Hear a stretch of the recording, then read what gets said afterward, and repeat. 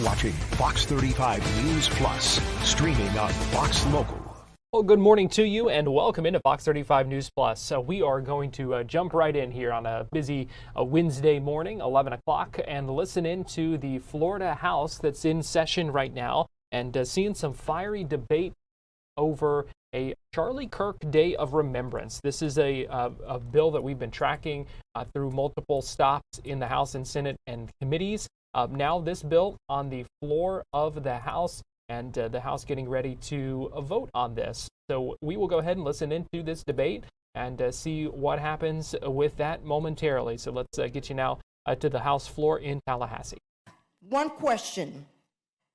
Do we still believe that this agreement should be met with debate and not bullets? I think so.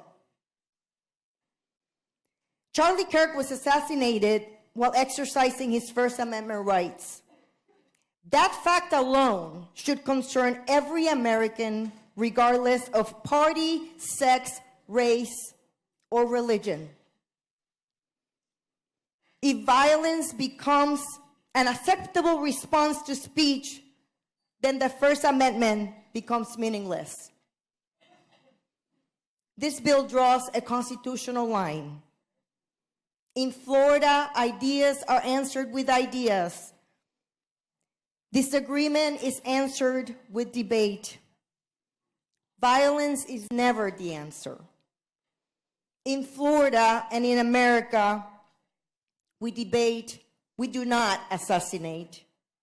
For those reasons, I respectfully ask for your favorable vote, and with that I close, Madam Speaker.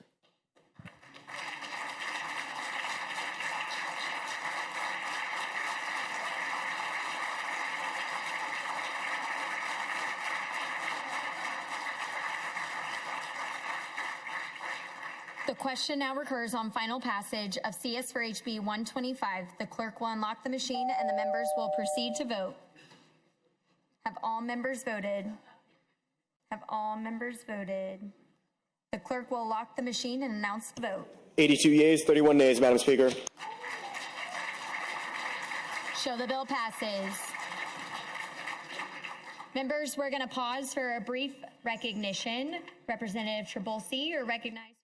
So we just heard the very end of the debate and the vote as the Florida House approves Charlie Kirk Remembrance Day. Again, that vote just moments ago that we watched with you here on Fox 35 News Plus.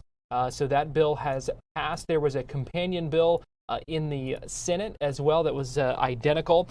And so that is, I'm looking to see, we know that is going to be heading to the Senate floor as well. I don't know if it's been added to the calendar. I know the Florida Senate is in session later today. I did not see that one on the calendar for today, but it very well could be. I'll try to keep an eye on that and follow up on that and see if that is on the calendar to be voted on in the Florida Senate later today.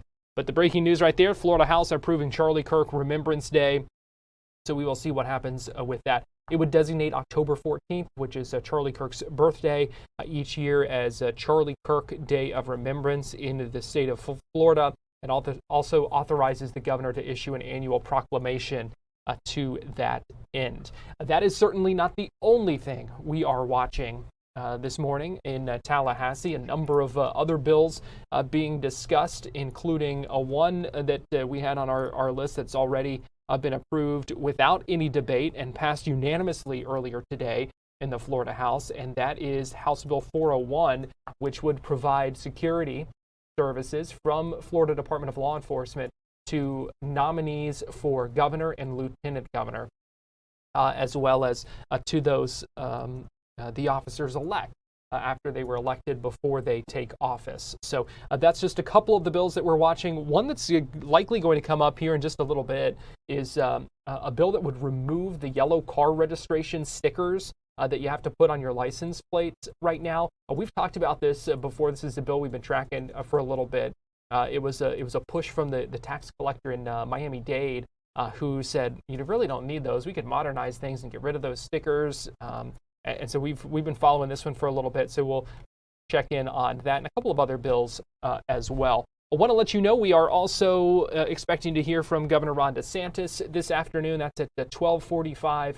He's holding a news conference with the state Secretary of State Cord Byrd in St. Augustine. We know they have been traveling around the state and unveiling some statues, talking about some America 250 things. That's been a big focus of the governor when it comes to the 250th birthday of America and the celebration that's really going on all throughout the year, all across the country. And here in Florida, they've been unveiling some statues in different counties. We saw James Monroe unveiled in Monroe County in the Florida Keys just last week, I guess that was. I think it was the week before when we saw the statue of Ronald Reagan unveiled at Florida International University in Miami. A number of other statues, I think the Washington statue at the state capitol, and really just a number of ways to commemorate the 250th birthday of America and the history of our country as we celebrate this together this year.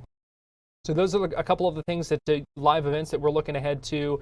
The U.S. Agriculture Secretary is expected to make an announcement later today as well. I had the chance as well to speak with a Democratic candidate for Senate here in Florida. It's Alex Vindman. He's challenging Ashley Moody for that U.S. Senate seat. He's the Trump whistleblower whose decision to report the Ukrainian phone call really sparked the first impeachment effort of President Trump during his first term in office. So we're going to hear from him. He attended the State of the Union address last night. So not only will we talk with him about the Senate race, we're also going to get his reaction to what we heard from President Trump in front of a joint session of Congress last night. So we've got a lot going on today here on Fox 35 News Plus. We're going to take a quick break right now. But as we do so, we will come back and get a check of our weather with Fox 35 Storm Team meteorologist Brooks Garner. So keep it here on Fox Local and YouTube, and we'll be right back.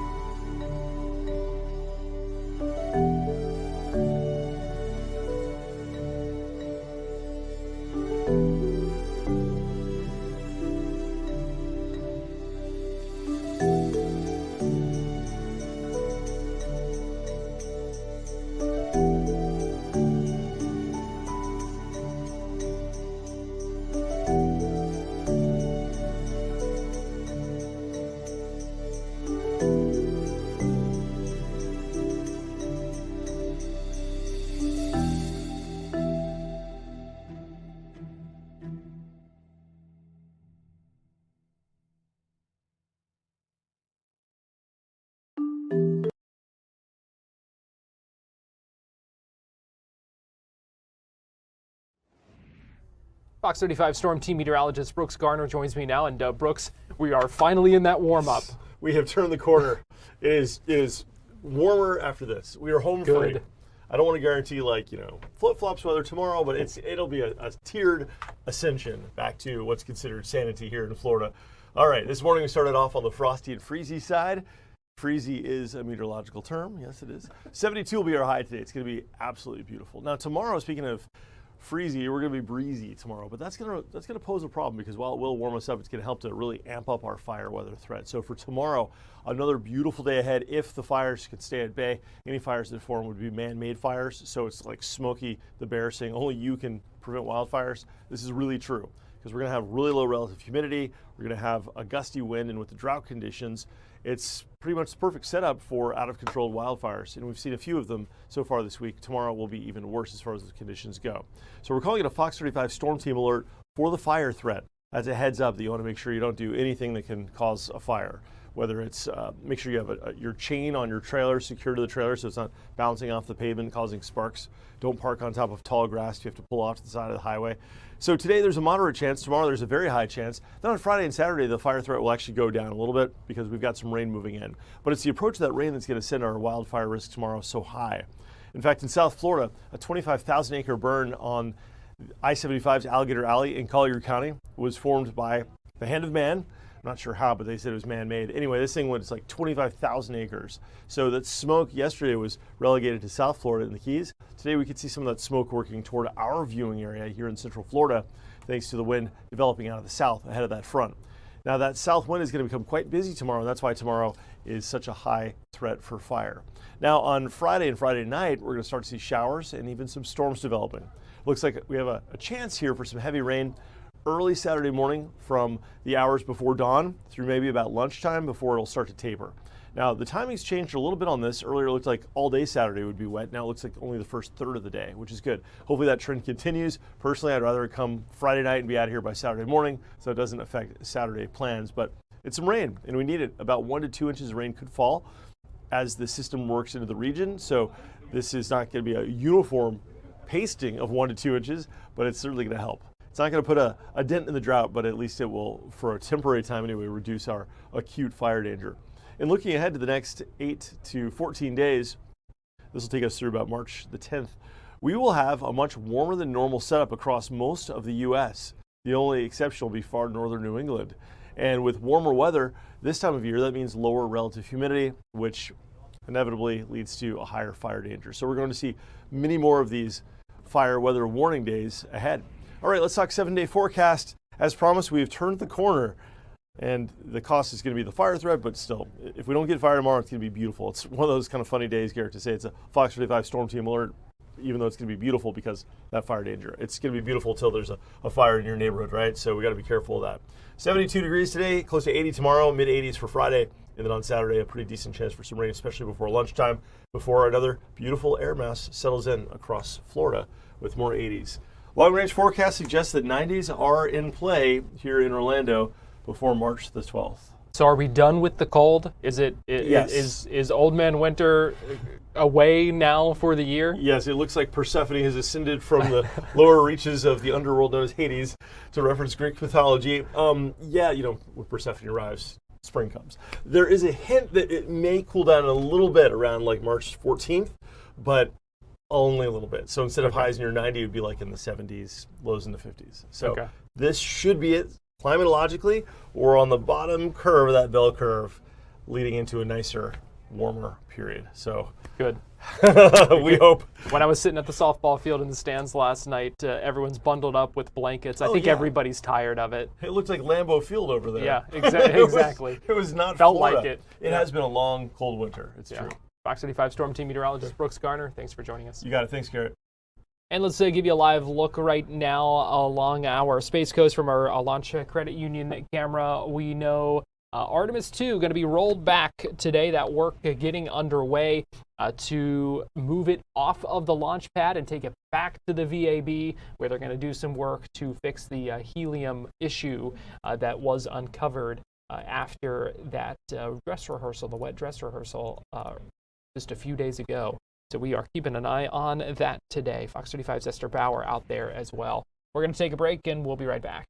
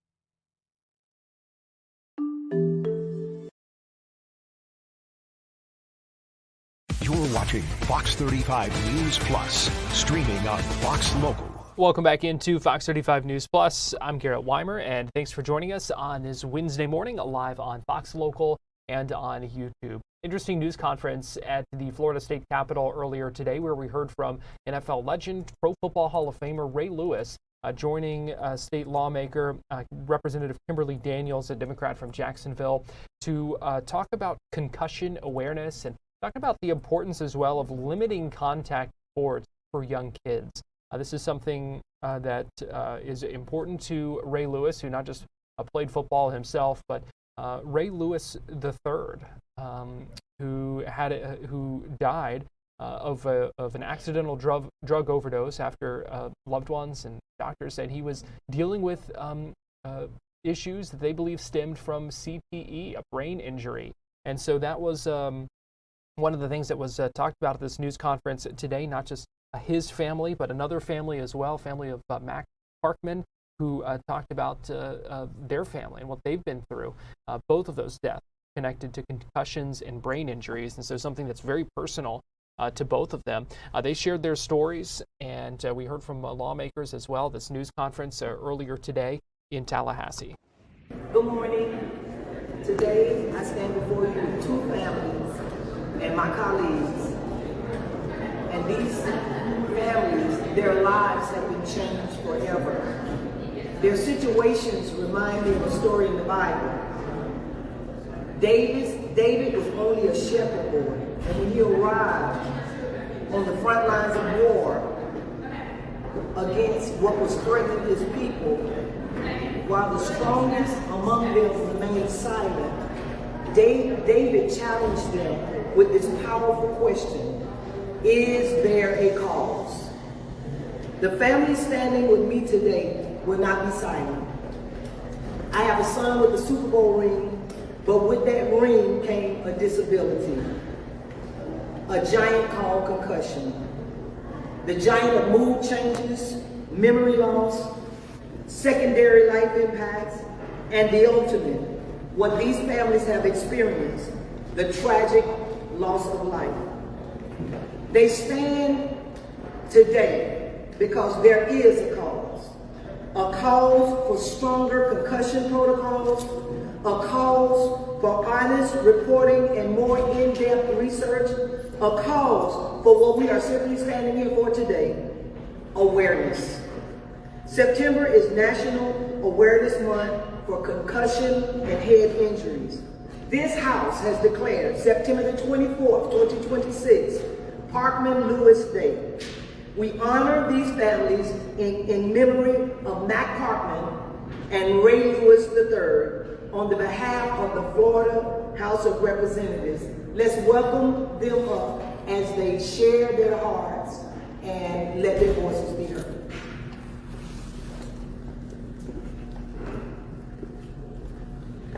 Representative Daniels, thank you so much for that introduction and for what you've done. I want to thank the Lord for our son Matt and the 17 beautiful years we have with this young man.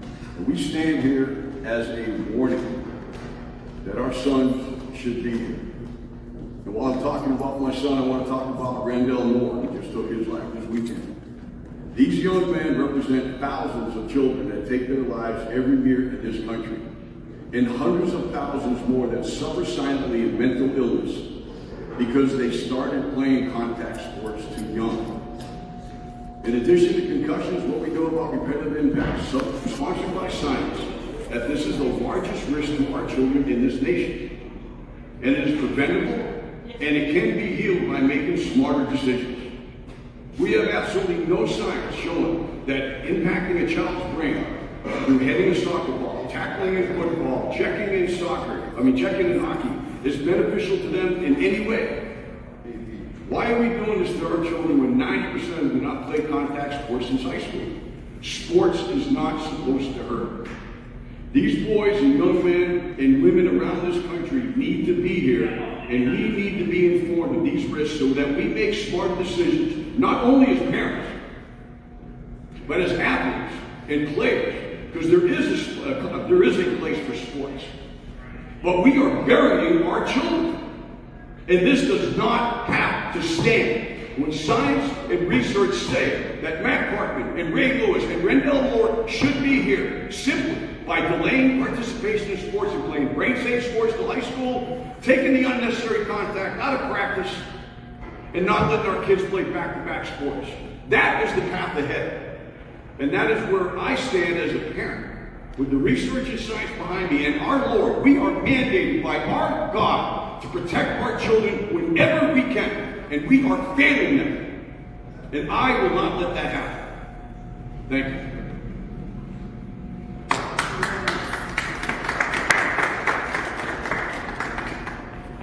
Good morning, and thank you, Representative Daniels, for the work that you are doing to support both the Mac Parkman and the Ray Lewis III family. We stand here as well in support of having informed consent. When our children go out to play sports, right now, currently, they have to sign documentation acknowledging concussion awareness, sickle cell, as well as heat illnesses. We're just asking that there be informed consent to educate families about the risks of repetitive head impacts when playing contact sports. We are a football family and we love football. We are not here to eradicate the game. We want to find paths to play it more safely so that other families aren't having to bury their children like we do. Thank you for this opportunity and the hard work that you're doing. We have hope that those out there will ask questions, get an understanding. This is about awareness because we want to find a way to do the game that we love. I've still got sons that play, so it's not about not playing the sport. It's about education and awareness and finding a path forward to save lives. Thank you.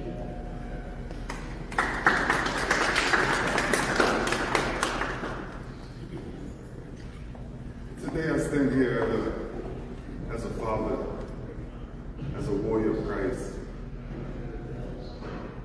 And my son doesn't stand next to me, but my other two sons does.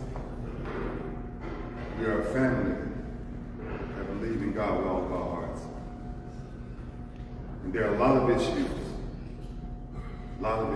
why our kids are dying. There's a lot of things that we need to take different approach about when we think about the things that our children are being exposed to. Social media is worse than drugs now because it's taken the ability of being a parent simply away. Instead of lugging a child, we now give them an iPad or an iPhone.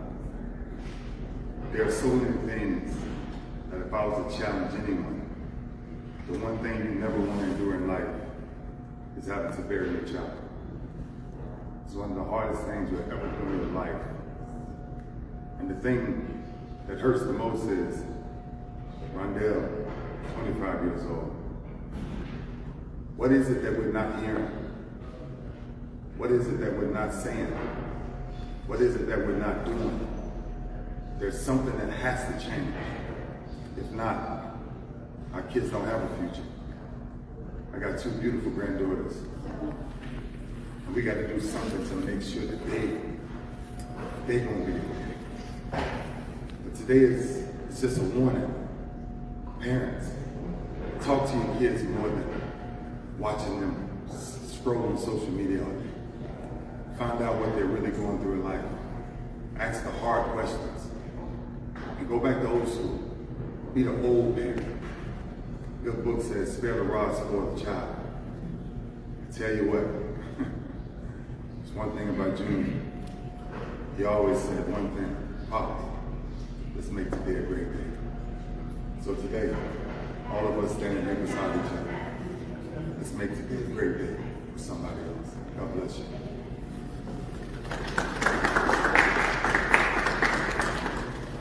At this time, we'll take any questions from the media. From the families, what would you want to say to a parent out there who's got a kid who wants to play this, wants to do that, and they're all in, they want to do it all the time, and it's something that, based on what you know, what you've experienced, maybe they shouldn't be doing. What would you want to say to that parent? Go ahead. So our son Matt was not a raging good player in anything he did, but he was tenacious. He wanted to be with his friends. And the friends were playing football, soccer, ice hockey, wrestling, snowboarding, the whole thing, all brain concussive sports. What we did was allow him to do those things whenever the season allowed, right? So we put ball into wrestling, back into football preseason. Then we had the summer training, and then right back into football, wrestling throughout. It's the back-to-back concussive sports. Just like anything that gets injured in your body, you hurt your knee, it swells up, you stay off of it for 6 weeks. Because we see that the knee is swollen, we feel that the knee is swollen, the brain doesn't have those same sensory nerves. We don't know when it's swollen. But it still takes 6 weeks. The current concussive protocol is 2 weeks.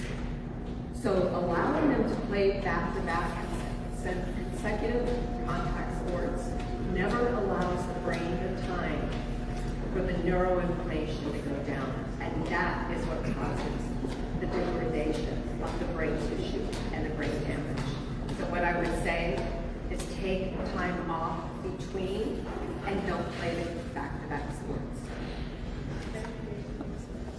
Yeah, look, I stand here as a father, but I also stand here as a warrior.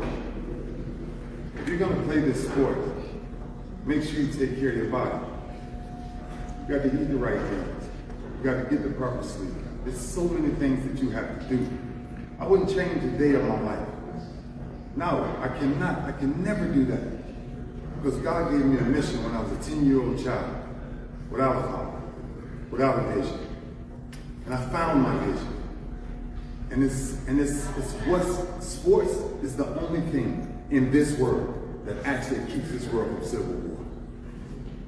For a mother, it's the hardest thing to ever do because they're gonna want to do it regardless. But it's ways to treat yourself. I invested more money in my body than I invested in anything else. And if you're gonna play this game, if you're gonna play any sport, if you're gonna, firemen has more concussions than anybody. Policemen have more concussions than anybody. Right? Veterans go through concussions more than anybody. The key to life is taking care of the temple. God says, honor thy temple. If you honor thy temple, your temple will honor you. And I think we just have to be more diligent and understand that there are so many ways to take care of yourself if you're going to engage in these sports and not sit up on the phone all night and think you can just get up and do it all over again. We just got to help our kids more with the education of the game of science. I would have the counselors for I am, but I've been in 4 different combat zones. As a veteran of 4 different combat zones and a semi-professional rugby player, okay, I would counsel them as parents right now to learn about the brain. Okay? The brain is the most complex organ, and it's all we have to make and reach the goals that God has given us. We mess with that puppy, we mess with their futures. So if you're going to play sports, wait till they get older, and then play one. Okay, I would tell parents right now, if your kids have played contact sports for a long time, to be aware of them, as Ray said. Question them always. Be in them like that old parent. Take that phone away. Get in that room at night. Make sure that they're sleeping. And take care of our kids. Ask the questions. But for those parents that are concerned, I'll tell you this, and this is a fact. There are no baseball players or basketball players in the Boston University CT plan. There's rugby players, football players, lacrosse players, wrestlers, all kinds of contact sports guys. Okay, and that is a fact. So take care of your children and let that fact resonate with you. I just say from a simple perspective, in terms of the parents are asking questions, from a simple perspective, when parents are asking questions, science is saying they should wait till they're 14 years old or more in order to start playing. That's when their brains are more developed and are able to deal better with repetitive head impacts. Additionally, there's flag football that's becoming very popular, so until that age, they can still play flag football and just those same skills, eye coordination, footwork, all those different things that they would need, speed, agility, all those different things. So start with flag football, we're going to introduce them into contact sports at around the age 14. And then there are other things, as Ray was saying, that you can do in terms of when they begin playing. They don't have to have contact practice every day. So this transcends not just the children, but the coaching, how the game is coached, how the game is executed. That way that would prevent some of these competitive impacts and exposure. So there's different things that all of us in the community can do as parents, as players, as Perry was saying, when there's an injury, you've got to let the injury heal. If you break your leg, you can't go back there with a broken leg. So when you have a brain injury, you have to let it heal in the same form. So there's plenty of responsibility to go around to ensure the safety. So that's why we're here, to engage the community, to provide awareness, and to ask everyone to do their part.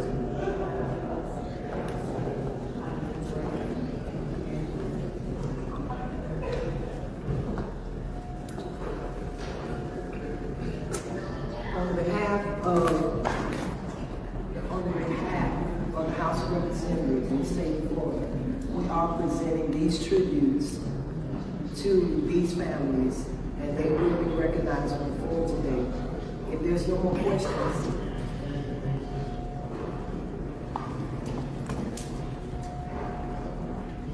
Thank you so much for attending and just keep listening out, because this is the beginning.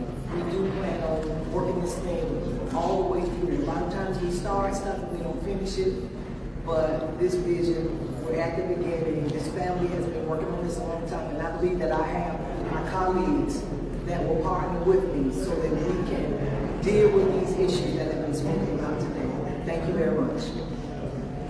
An emotional news conference here in Tallahassee, and breaking news here on Fox 35 News Plus. A news statement that came from NASA just moments ago on behalf of NASA astronaut Mike Fink, who was actually the commander on board the International Space Station for Crew 11.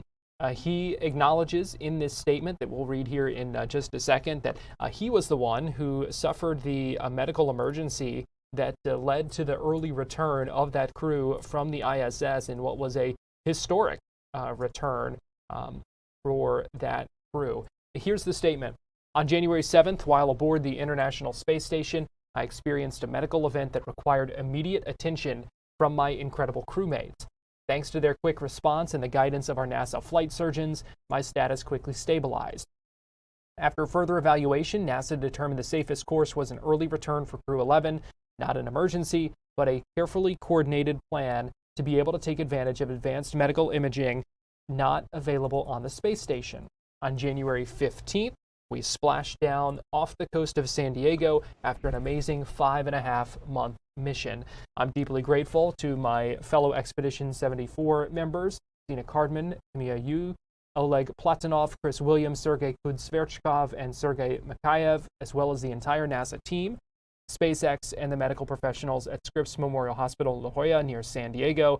Their professionalism and dedication ensured a positive outcome. I'm doing very well, NASA astronaut Mike Fink goes on to say, continuing standard post-flight reconditioning at NASA's Johnson Space Center in Houston. Spaceflight is an incredible privilege, and sometimes it reminds us just how human we are.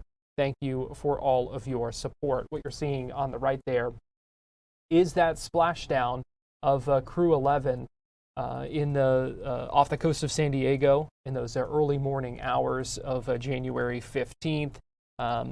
So we now have some confirmation from NASA astronaut Mike Fink. Again, he was the coordinator, the commander of that mission on board the ISS. We still don't know exactly what he went through, what that medical event might have been, but very thankful in that statement to the crewmates, fellow crew members. That there is the Commander Fink there in that photo.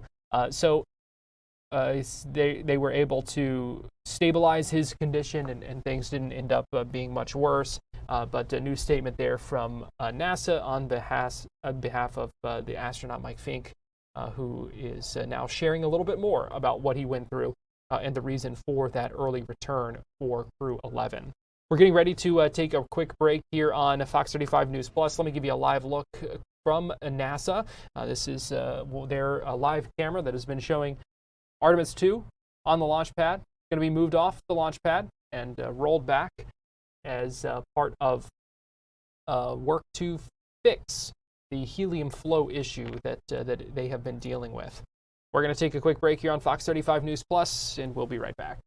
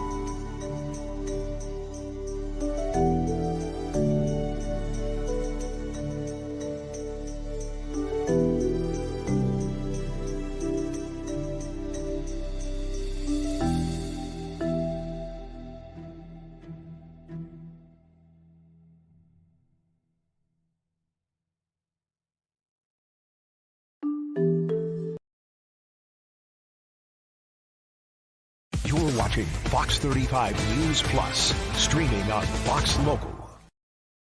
Welcome back into Fox 35 News Plus. I want to get you to Capitol Hill, where you see Dr. Casey Means, who is a wellness influencer, an author, and an entrepreneur. She is on Capitol Hill today for a confirmation hearing. She has been nominated by President Trump to be the nation's next Surgeon General.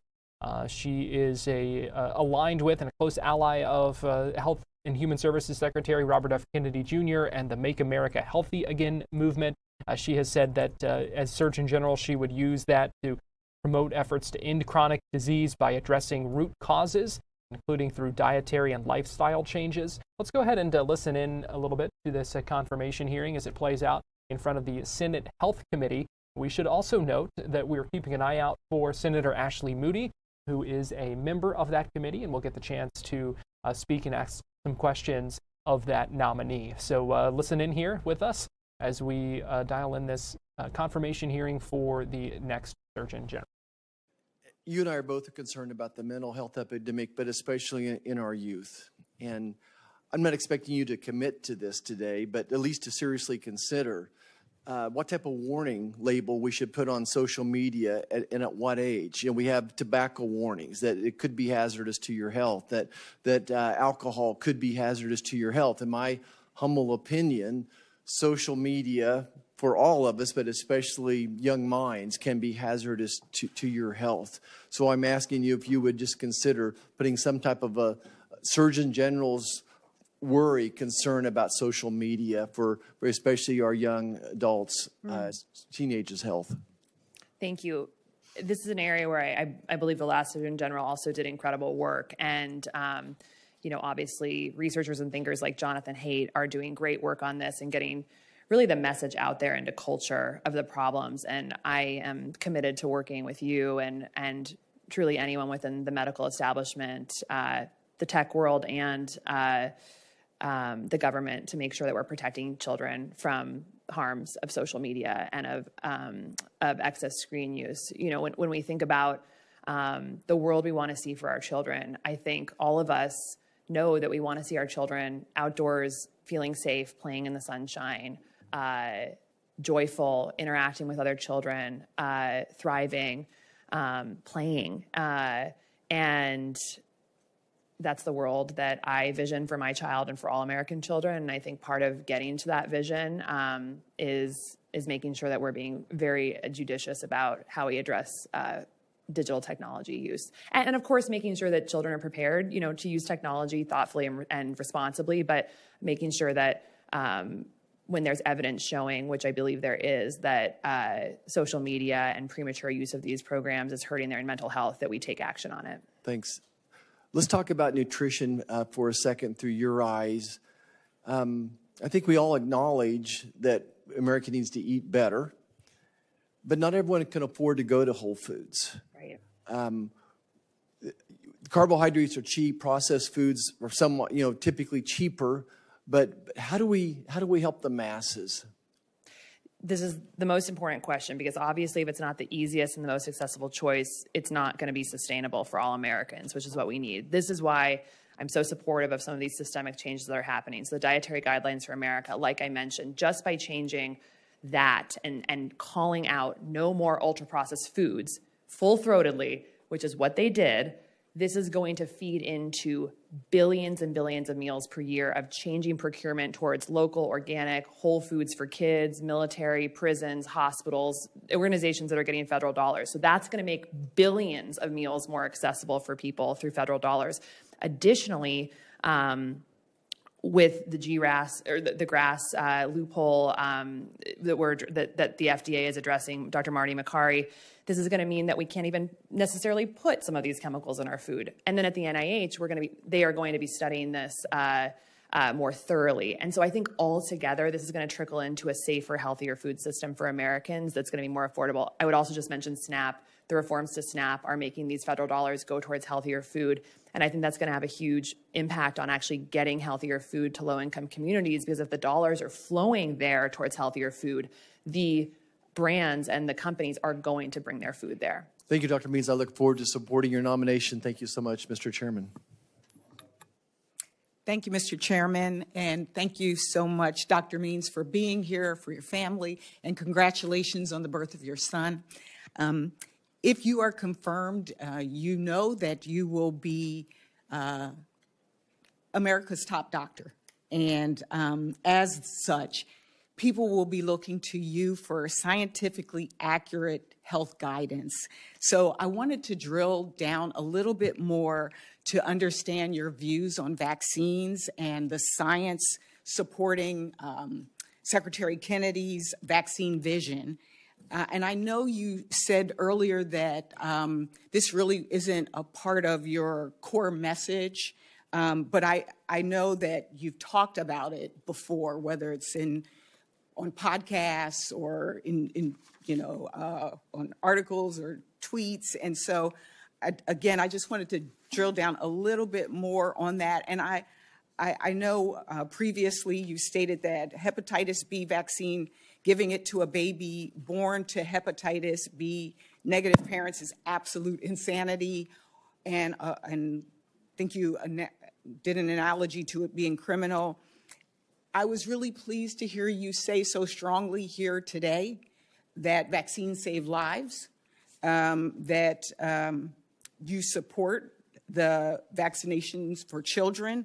And so my first question is, if a mother is hepatitis B positive, is providing the vaccine at birth, the most effective way to prevent transmission to the baby. So again, if a mother is hepatitis B positive, is providing the vaccine at birth the most effective way to prevent transmission to the baby? I believe certainly that is the most effective way. Again, I would just say, obviously the patient should talk to their doctor, but yes, that's a pretty clear case where certainly that would have a huge impact. Thank you for your response.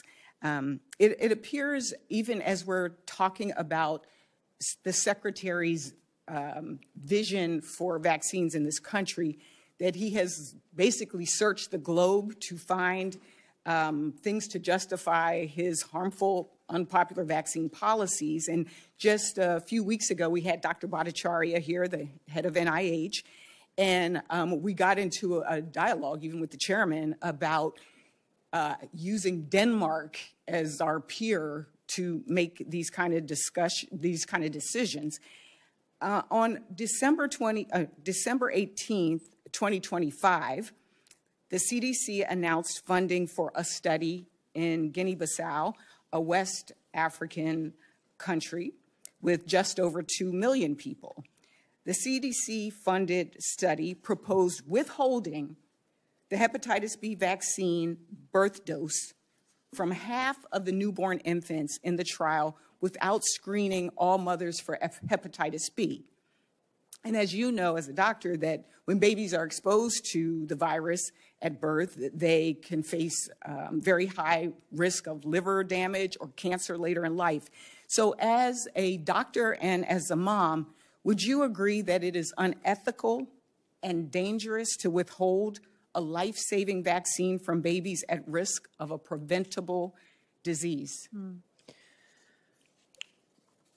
These are obviously extremely important issues. I am not familiar with the announcement that you just talked about. But hypothetically, just as a scientist, is it unethical to withhold life-saving vaccine for a baby?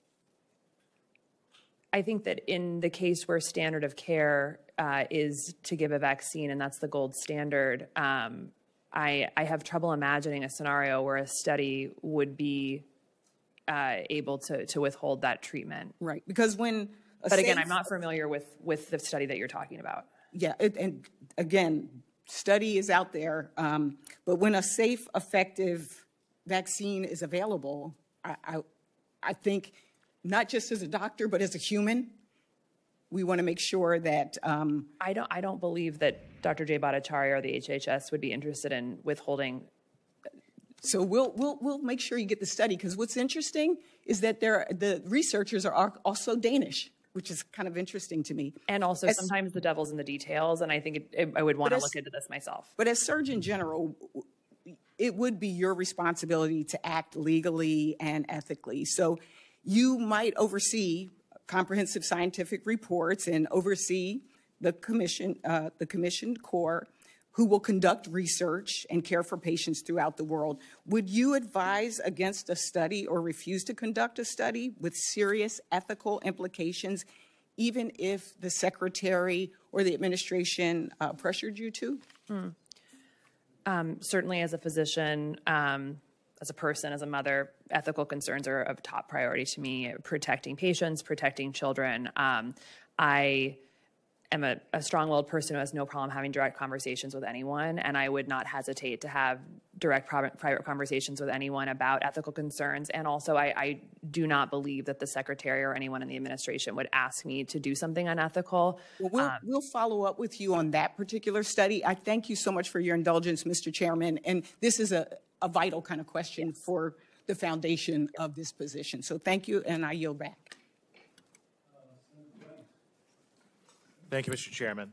Dr. Means, the Surgeon General is first and foremost the chief spokesperson for Americans' health. Wouldn't you agree?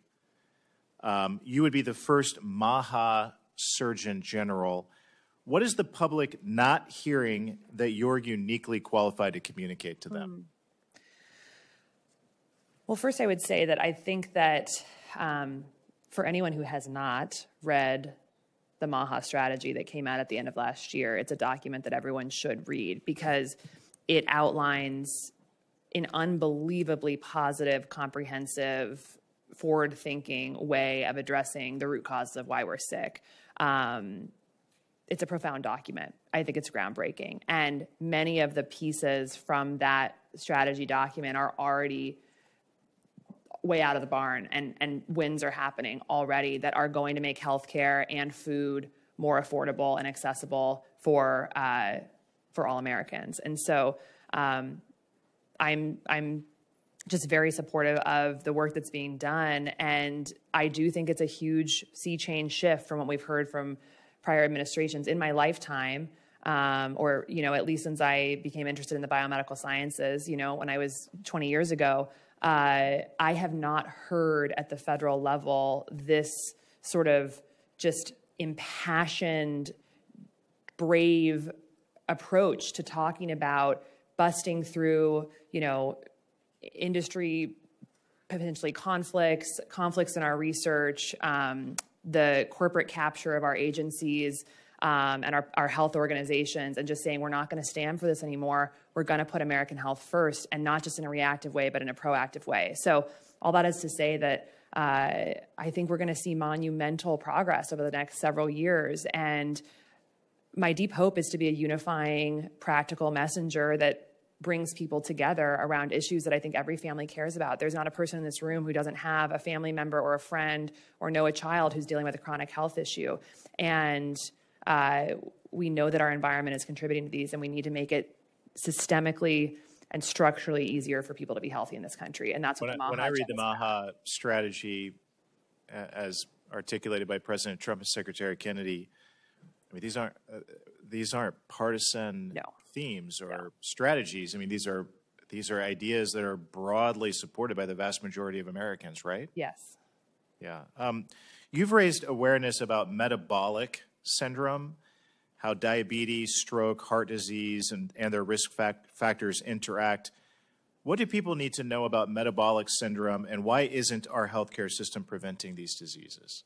Thank you for that question. This is one of my favorite topics in the world. So metabolic dysfunction and metabolic syndrome is referring to, not to get too technical here, but fundamentally it's the way our cells make energy and power themselves. We have trillions and trillions of cells in our body. They all need energy to work properly.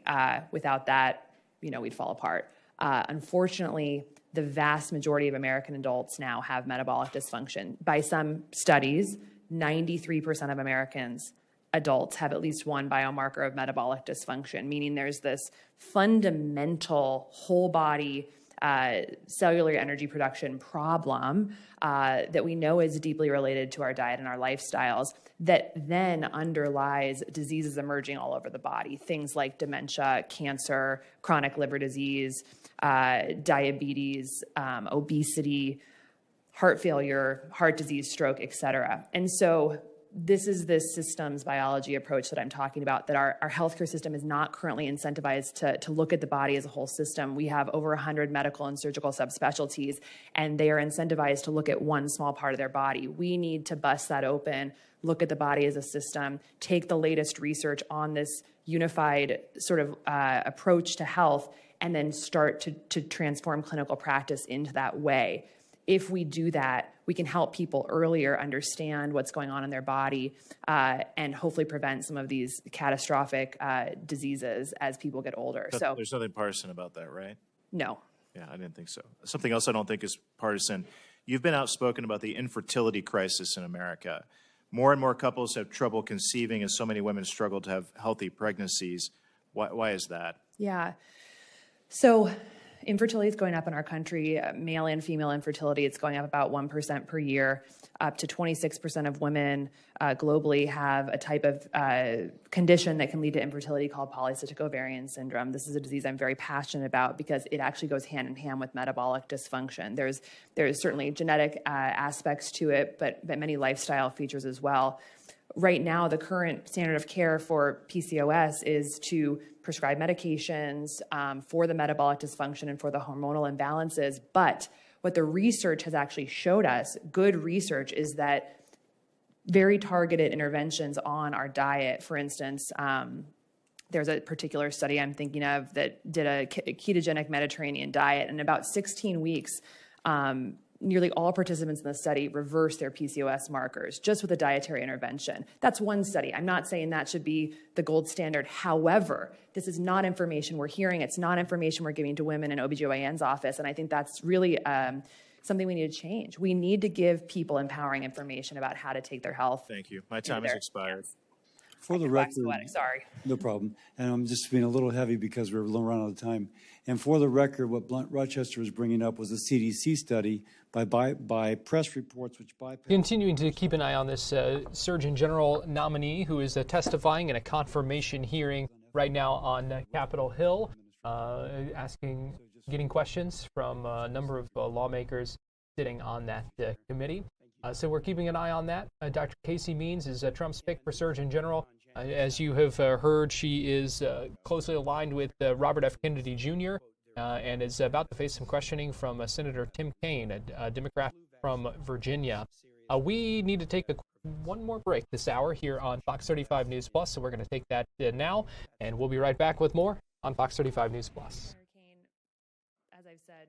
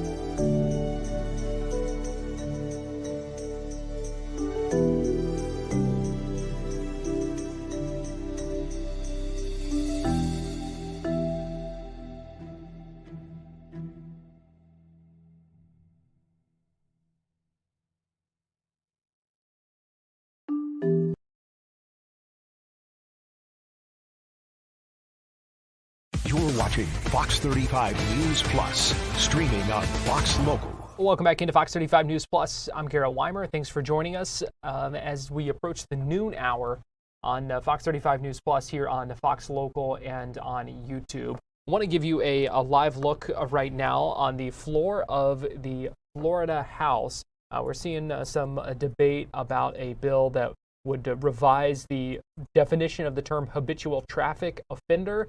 So we're keeping an eye on things here because we are very interested in the next bill that's going to be coming up, which is about renewal of your motor vehicle registration. Specifically, it would get rid of the provision that would require those yellow stickers on your license plate. This is something that has been discussed over the past couple of months, and they believe that this might streamline the process. So we're going to be keeping a close eye on that once that bill comes up in just a couple of minutes, whenever the bill they're discussing now. So we will get you there to the floor of the Florida House in Tallahassee. But we are continuing to follow up today on new details that are emerging in the death of 18-year-old Anna Kepner, the Titusville teenager who was found dead on board a cruise ship last fall. We have learned she died from asphyxiation, and now there has been a war of words that's erupted on social media between Anna's family and the family of the suspect, her own stepbrother. Retired FBI agent Jennifer Coffindaffer was on Good Day Orlando this morning to talk about it. Let's start, Jennifer, with the family dispute that has really opened up in these court documents, right? Which is how a lot of people are gleaning information about this case. Anna's family calling her stepbrother to be, quote, buried with the nails in the coffin, which was one of the things that they have said. How much does that public animosity impact not only the investigation, but potentially a trial? Well, anytime you have public information out here and you have, like you said, this war of words in these court documents for this custody battle, obviously it heightens the interest in a case. And in this situation, you definitely have a lot of public interest. What does that mean for the FBI? First of all, they are going to investigate their cases as they investigate. They are not going to be paying attention to any of this public banter. Nevertheless, they know eyes are on this case, so you can bet every I is going to be dotted and T crossed. And unusual, Jennifer, wouldn't you say, to have sort of this family custody dispute going on the side? And from what we understand, the dispute is over the younger sibling of the stepbrother who is the accused in this case.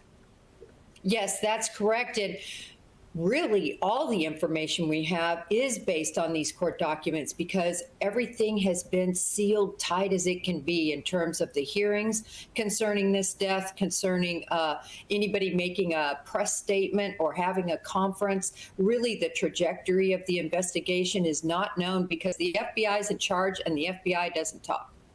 So we talk about these documents, and we're showing them on the screen right now. Jennifer, one of the charges remains hidden from the public. What would be the reason that they would redact or black out one of those charges?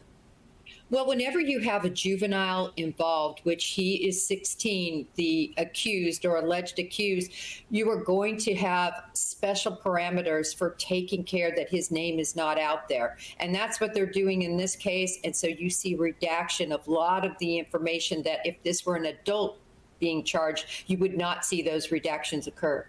So, Jennifer, do you anticipate that they're going to be quiet about this all the way to trial, that we're really not going to hear much more about what potentially happened or any other information?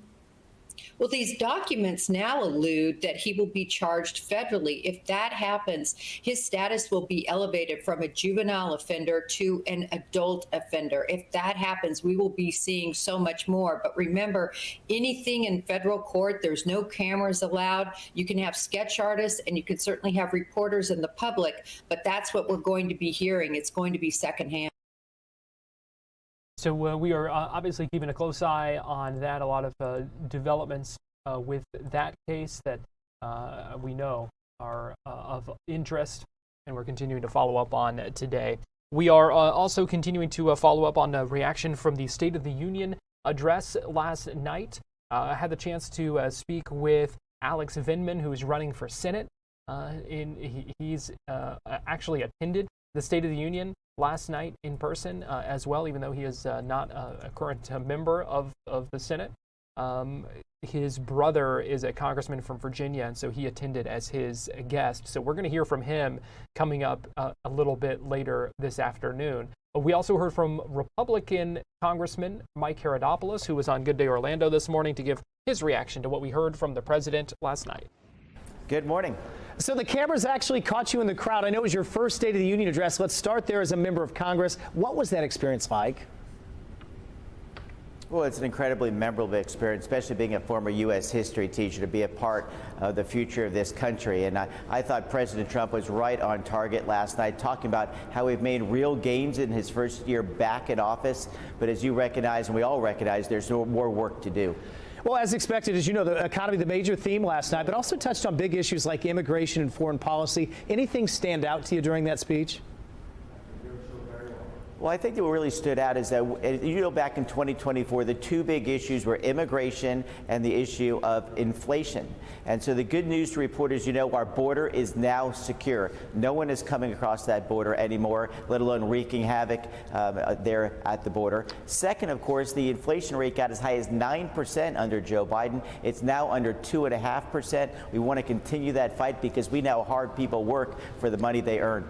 Yeah, it's clear the political divide was evident to anyone that watched last night. Maybe the clearest moment, it came when the president talked about immigration. I want to play the clip, and then let's get your reaction to what was in the room. The first duty of the American government is to protect American citizens, not illegal aliens. You should be ashamed of yourself not standing up.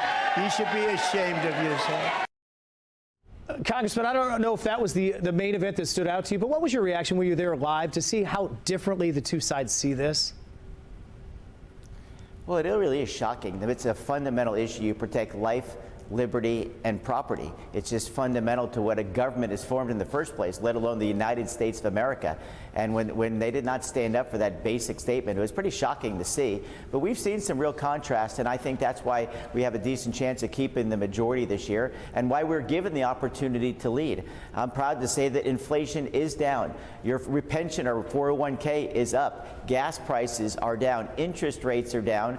And of course, we are rebuilding our American military after showing incredible success in places like Iran and more recently, Venezuela. There were a lot more empty seats last night than usual. Dozens of Democrats staging their own event. They also had a Democratic response afterwards. That is traditional. What did you think of their argument, and even in some of the boycotts that were taking place last night? Well, I think when you get elected to office, you participate in the process. That's what I do every single day. We want to have our input, make sure the people in Central Florida have a voice in Washington, D.C. I think it's imperative to listen to the popularly elected President of the United States talk about his vision for America.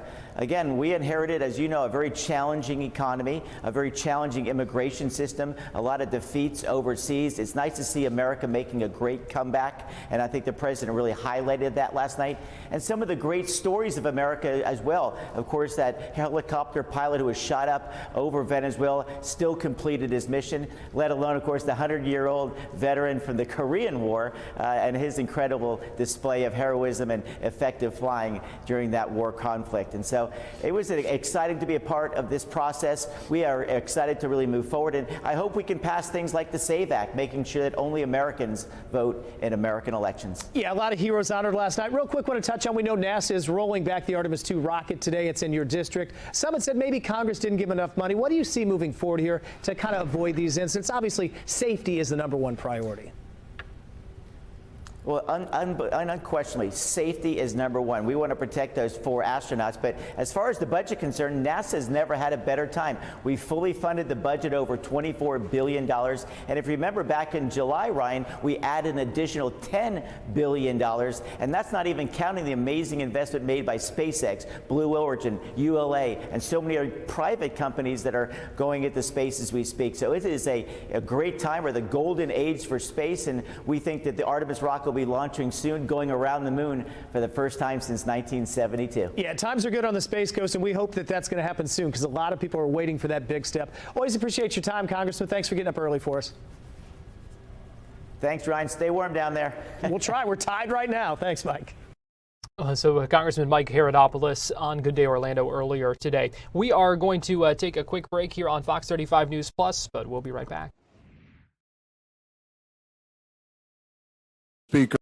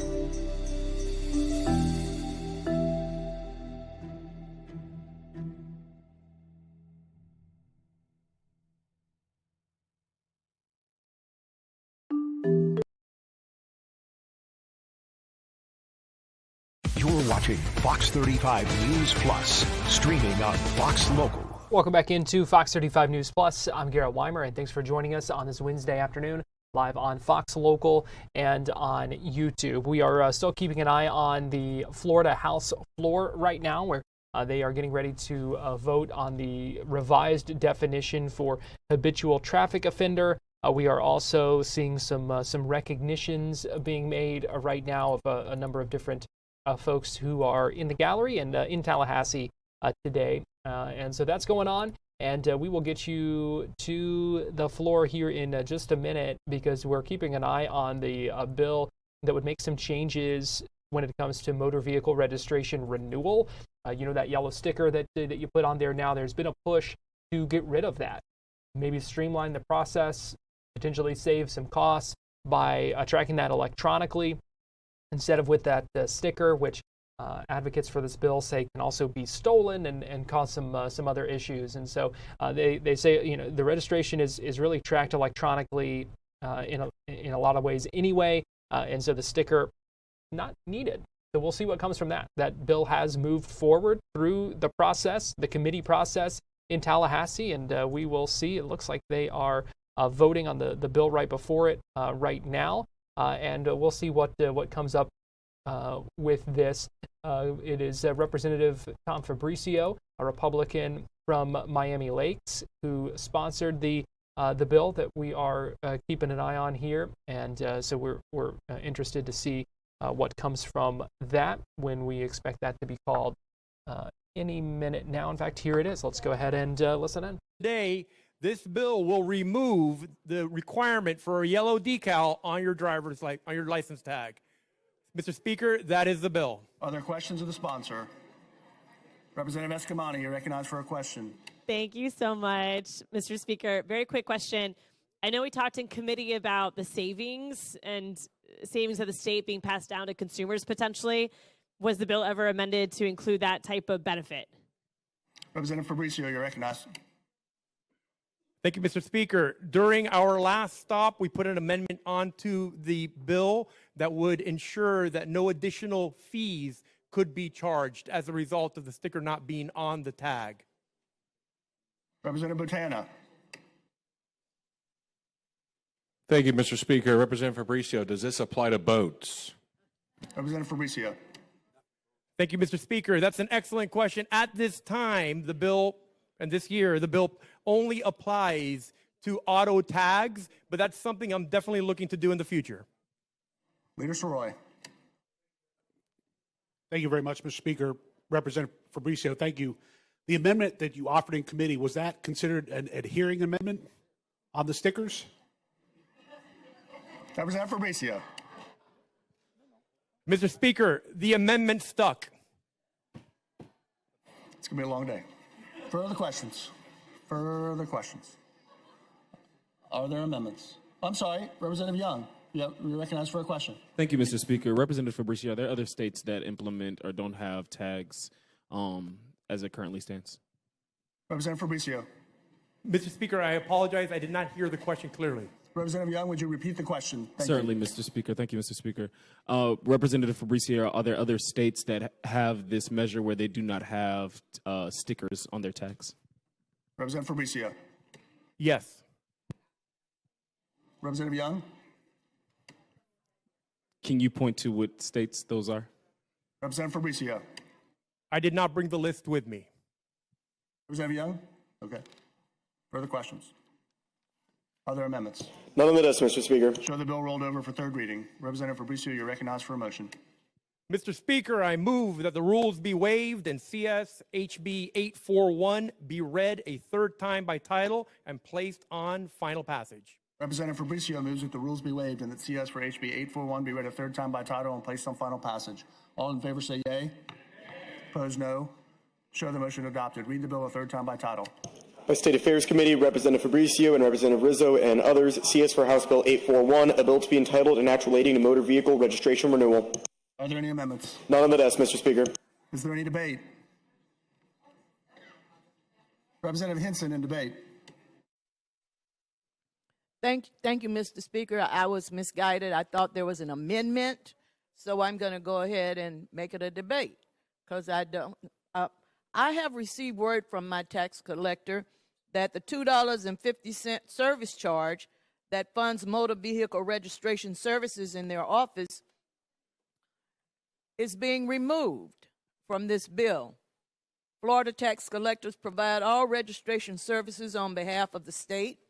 That $2.50 service charge has existed for decades and helps offset the expense of staffing system. I wish I had been able to ask the question, so I still don't know the answer.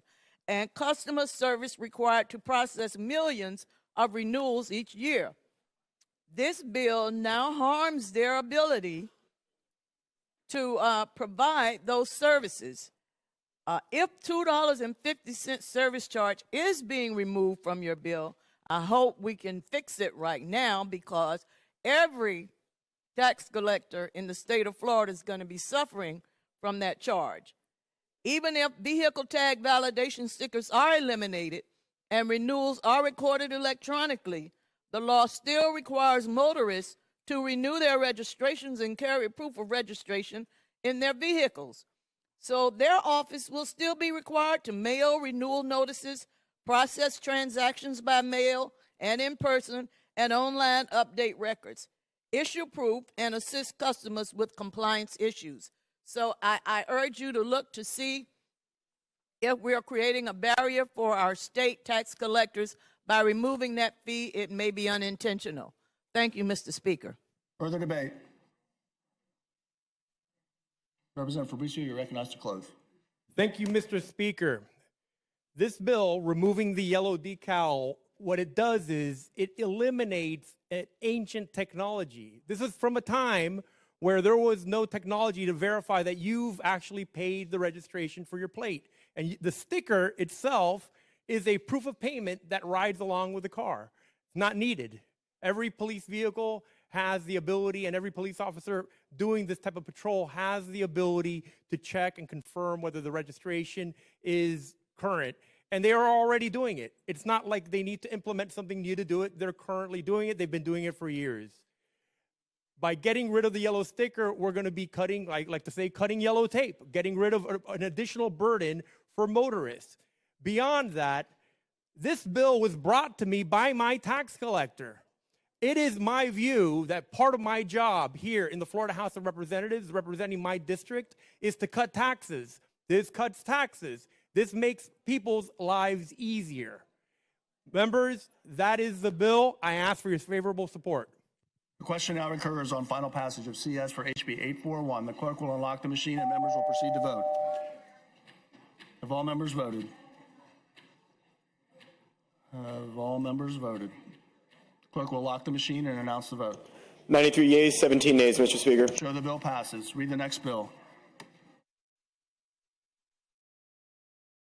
93-17 is the count on that. The bill passes. It has been approved by the House of Representatives in Tallahassee. Let me also see now what happens with the Senate bill. There is a similar Senate bill that is moving through the process as well. It has been referred to a committee but has not been heard in a committee. We will see what happens. But the House taking a step forward with that bill today in Tallahassee and approving that bill we've been talking about that would get rid of those yellow stickers on your license plate. We're going to take a quick break. When we do, I want to get you to another news conference that just began a few minutes ago, talking about some concerns about eligibility and access to HIV and AIDS treatment. So keep it here on Fox Local and YouTube, and we'll be right back.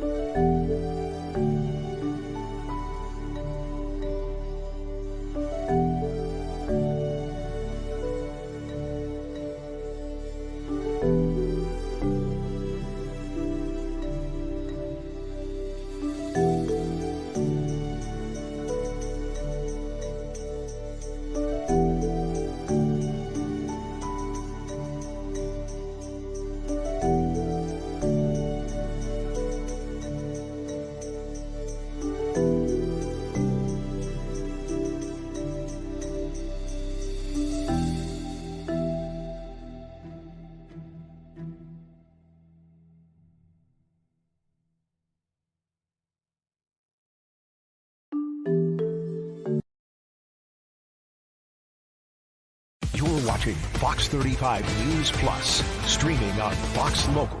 Well, good afternoon. Welcome back into Fox 35 News Plus. I want to get you to this virtual news conference where we are hearing from some advocates from the AHF.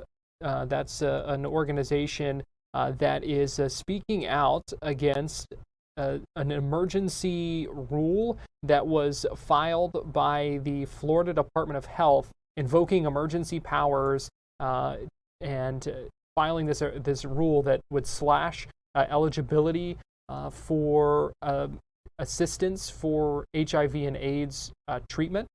So this AHF organization says, which stands for AIDS Healthcare Foundation, I should clarify, says that they are worried about what this might mean for Floridians who get that assistance, use that assistance. They say it's going to impact 16,000 Floridians, potentially cutting their access to those medications. There has been an ongoing legal battle between the AHF or over this rule with the state. And so let's go ahead and listen in as these advocates are discussing their concerns about this and what they fear might happen. Die. This is a matter of life and death.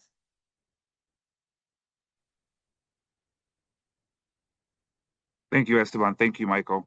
I don't see any questions in the chat at this time, but as I stated, I'll just touch base. If there are anyone that needs to, raise your hand and I can call on you if there's something pressing, or please, if there's any follow-up that's needed. Excuse me. Friday, we do have a couple of questions. And Friday, AHF filed a motion to vacate the stay. Please explain what this means. Tom Myers, who's our general counsel, is on. And then Tom, I'll take it step by step because there's 4 different questions. So there's that one. Then there's Wednesday, an emergency hearing held whether to vacate the stay or not. Publish an emergency rule that impacts AHF's legal challenge. Please explain. Okay, great. Okay, can people hear me? Yes. All right, great. Thanks, everybody. I'm Tom Myers. I'm AHF's general counsel. So when Florida announced that they were going to make these drastic cuts, AHF brought suit because Florida had not followed the process they need to do to make these rules. When you make decisions that impact 16,000 people and their lives and their health, you need to go through processes. You need to get public input. You need to make sure it's a reasoned decision. They didn't do that. And we brought suit to say, hey, you have to make rules and follow the processes to implement this. Once we filed that suit, they then said, oh, you're right, we did it wrong. And they announced that they were going to make rules. And by announcing that they were making rules, that essentially stayed our lawsuit, because our lawsuit was about, hey, you need to go through this process. And they said, all right, we're going through this process. So the case was stayed. What happened in the last week was Florida said, well, even though we're going to go through the rule process, they kind of made it clear that they're going to make these cuts anyway, without waiting for the rule-making process to happen. So we brought a motion today to say, well, wait a second, the whole point of a stay is to allow them to do stuff, but if they're going to make the cuts anyway, this case should go forward. That's what today was about. So last night, to get around this issue, because they still don't, basically they don't want to, either they don't have the competence to follow the rules to allow the people of Florida to have a say in these decisions. Okay, that's the emergency. Or they simply don't want to tell people from the state of Florida, the people they work for, why they're doing what they're doing. So they made this up, and it's an emergency. So to get around this rulemaking process for now, they filed what's called an emergency rule last night. But the rule was adopted, so there is a rule which we are going to be challenging. But because there is a rule that made this hearing today essentially moot, so it was put over for a while, and there's not going to. And we asked for previously a hearing on Friday. If this was going forward, that's going to be off as well. So right now we're in a position where there's an emergency rule. The emergency, again, we don't know what that is, since they telegraphed in January they wanted to do this. Again, the emergency either is they don't know how to make the rules properly, or they just don't want to tell the people of Florida what they're doing or why they're doing it. But there is a rule in place, and we're going to be challenging that rule as quickly as we can. Thank you, Tom. And then there is the question around what is the HIV/AIDS rate in Florida at this time, and we'll get that information to you. But what we can say that across the board, every single year, based on statistical data, Florida and all across Florida ranks in the top 5 of new HIV states, nationally, with new HIV/AIDS diagnosis, and parts of South Florida, particularly, rank oftentimes number 1 and 2 nationally. So as Michael stated, whether it's South Florida, the entire state, you are talking about the epicenter of the HIV/AIDS epidemic across this country. We have another question. When you say you're going to challenge this emergency rule, do you believe that could move forward before the March 1st implementation? or do you anticipate people will still be cut off? And Tom, I think that's for you. Yeah, we don't know. We're going to move as fast as humanly possible. It depends on what the courts do, but we're going to move with all due speed. Our intent is to file tomorrow.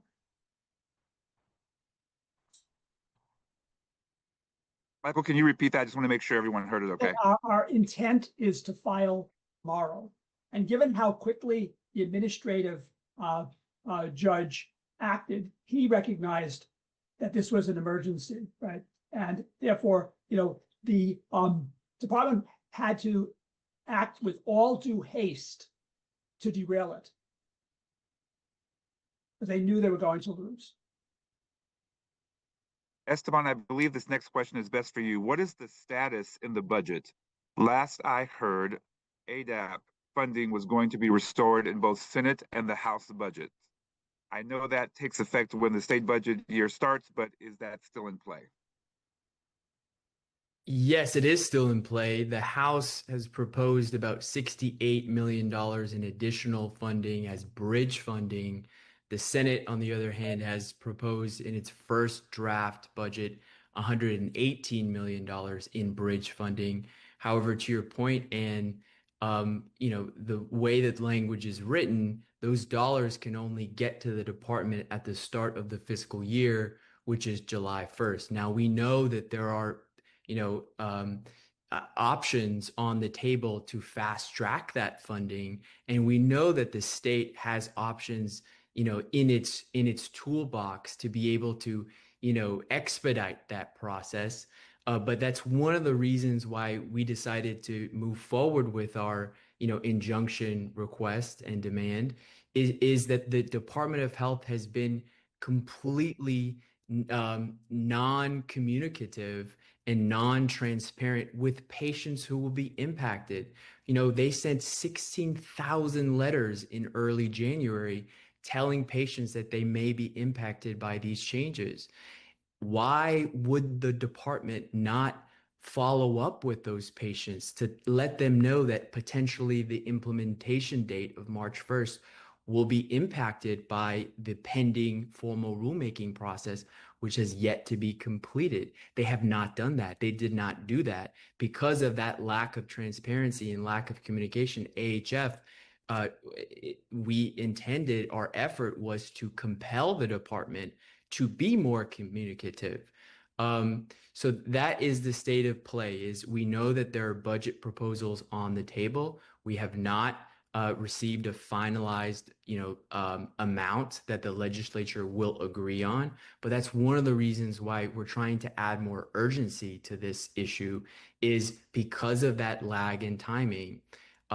There needs to be an entity that steps up to protect the patients who need it the most. But also, to be clear, this appropriation that the legislature would make, that it doesn't seem that the Department of Health wants, would be subject to a line item veto.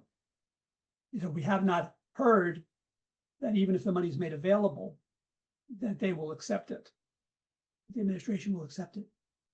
I saw a question in the chat about do they want people to die? I don't know what's in their heart. What I know is in their actions. And if their actions are such that it will cause people to get sick and to die, that's what's important. And all of these protests from Pensacola to Miami, from Fort Myers to Jacksonville, should have been a wake-up call. And, the Department of Health hasn't said, well, when we kick these people off of this program, this is how they can, get help, get the medication they need. But when you look at the fact that in the vast majority of cases, the annual income of the people that they're kicking off is less than the cost of the medication itself. The other thing I want to say is that the drug manufacturers, particularly Gilead, need to step up to the plate. They're going to need to fill this void if we can't get the state to do the responsible thing here. That they need to provide the medication that people need and to fill that gap if we cannot get this decision reversed before March the 1st. We're calling on every person living with HIV, every family member that cares about them, every community member who cares about public health. Get on the phone, send an email, attend a protest, speak to your legislator, call the governor's office, call the Department of Health. We need a total mobilization.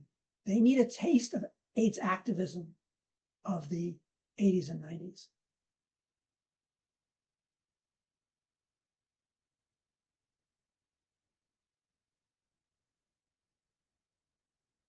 Esteban, I had a question that was texted to me and maybe it's a bit between you and Michael, is what is happening right now for those living with HIV/AIDS with this information being out there? You spoke a little bit about it. If you can go into any more depth about the current state for those that have been communicated to? They're scared to death. That's what's going on. They are scared to death. Many of these people who have been contracted HIV many, many years ago remember what it was like before the cocktail was available, right? Where an HIV diagnosis was a certain death, right? And where they just had what they had to look forward to was deterioration and painful illness and a horrible end. Yeah, I think, Amara, what we're seeing as a result of the department's reckless actions is patients full of anxiety and fear, patients who are stockpiling medications, who are rationing life-saving medications, patients who are having to make the impossible choice between paying for their rent and paying for their medications, choosing to go, live in their car and taking medications that will keep them alive. I spoke with a patient a couple of days ago who is so impoverished, he rents his wheelchair. What does the state expect that patient to do? They have not responded to that. And that's why AHF is pursuing this legal action. In addition to the seeming lack of care, this is also a question of competence. How was this money managed? Where are the rebate dollars, the tens of millions of rebate dollars that we know come from the drug companies to the state? Why did this happen so abruptly? Every other state in the union has managed it. What went wrong here? It seems like, it's pretty clear at this point that the reason why they won't release the documents is because they would show their guilt and their mismanagement. But they can prove us wrong very easily by releasing this information. And the fact that even the legislators have not been able to get this information is, what kind of banana republic operates that way?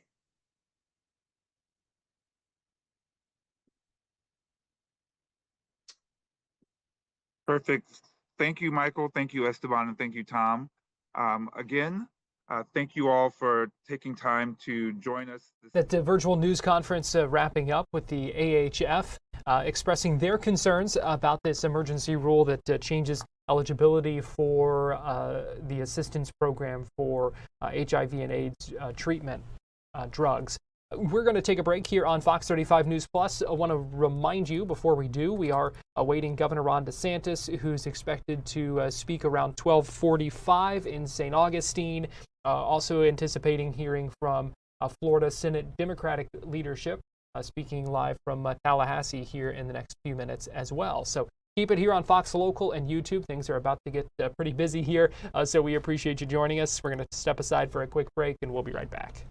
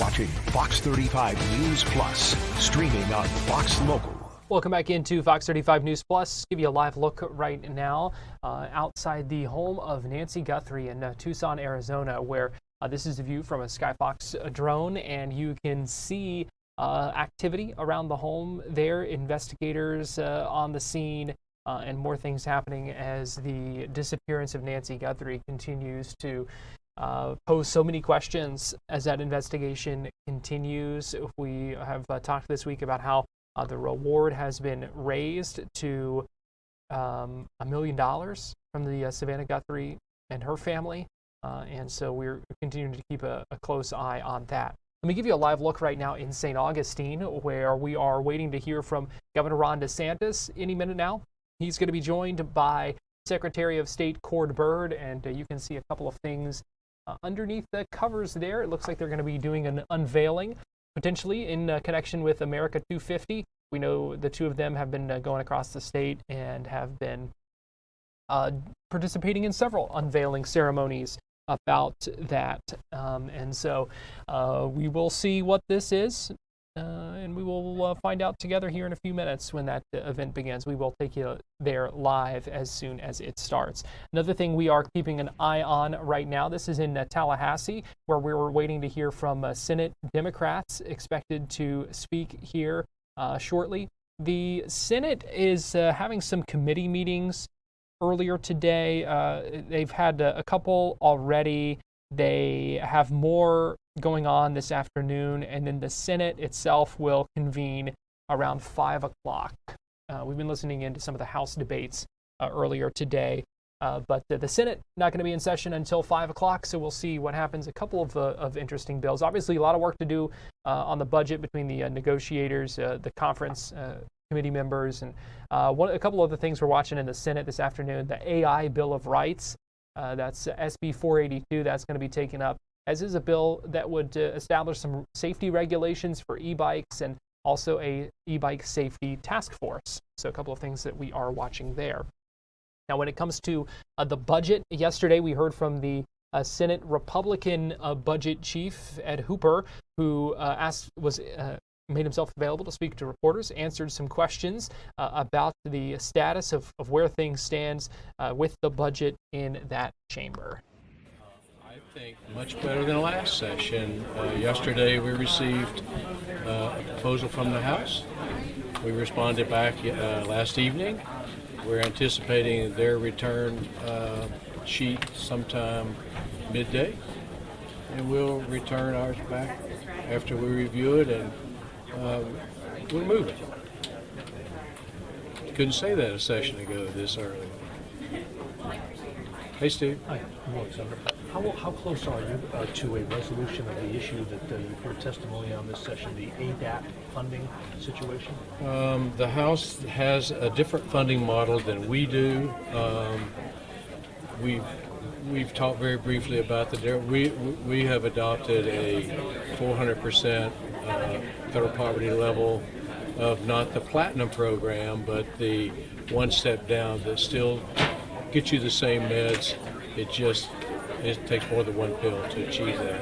The House has broken theirs down into two parts, and we'll work towards some resolution. And you're aware of the fact that there's a March 1st deadline? We're trying to get Department of Health to help us make sure that 4-month window does not occur. Are some people going to get hurt here? I hope not. I hope not. Potentially, possibility. I've got a broader question about appropriations. Will there be the usual display, at a Senate Appropriations meeting some evening, maybe in the last week or two or 10 days of the session, member projects, water projects, sprinkle lists, heretofore unproposed, unvetted sort of projects that sort of come out of left field? Well, I think typically it's customary as we progress along that all of those projects show up on a spreadsheet somewhere. When we get allocations and we start conference, those lists will grow. Some will be grayed out, some will be the chairs of the other committees will do the best they can. They'll bump it up to Chair McClure and myself, and hopefully this year, as last session, we didn't bump anything to the presiding officers. I can't say that for a fact, but that would be the hope. Can you tell us about something that's on that House sheet you described a minute ago that's going to be a non-starter in the Senate? Oh, that's a problem in the Senate. Not that I know of.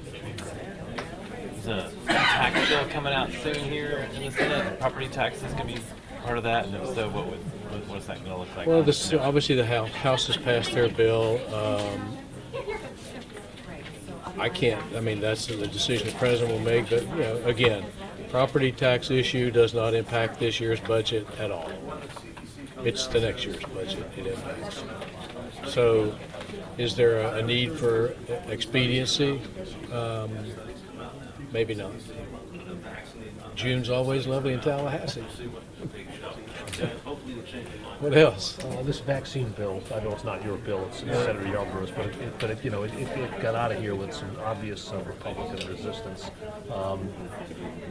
Does that bode for problems on the Senate floor, do you think? To me, and I've been in the House 8 years and the Senate 8 years, I think the House, you have much more freedom to express your preference on any bill. We don't have whips. But I've also found that Senator Yarborough is very good at trying to resolve differences and maybe amend his bill to get it in a better posture, and I would have no doubt that he will probably try to accommodate all the suggestions and questions from both parties, the minority and the majority party. Okay, cool. Have a good day, everybody. So that was Ed Hooper, who was taking some questions about the status of where things stand with the budget negotiations. Let's get you now to Tallahassee, where Lori Berman has just walked up to the podium. She is the Senate Democratic leader. She was just hugging Fentrice Driscoll and Kelly Skidmore, two Democratic leaders from the House who have joined this news conference. You see Chevron Jones, a Democrat from Miami Gardens, behind her as well in this news conference about to get underway while we wait on Governor Ron DeSantis to speak in St. Augustine. So let's go ahead and listen in here as this news conference begins. Okay. Hello. Are we ready? Okay. Thank you for being here today. The Department of Health adopted an emergency rule package pushing through cuts to the AIDS drug assistance program. While the legislature is working to make the ADAC program whole through the budget process, DOH is pushing nearly 12,000 people off of the program that provides access to life-saving medicines. The Surgeon General is using emergency powers to justify these cuts, saying that there is an immediate danger to the public health, safety, or welfare that requires an emergency.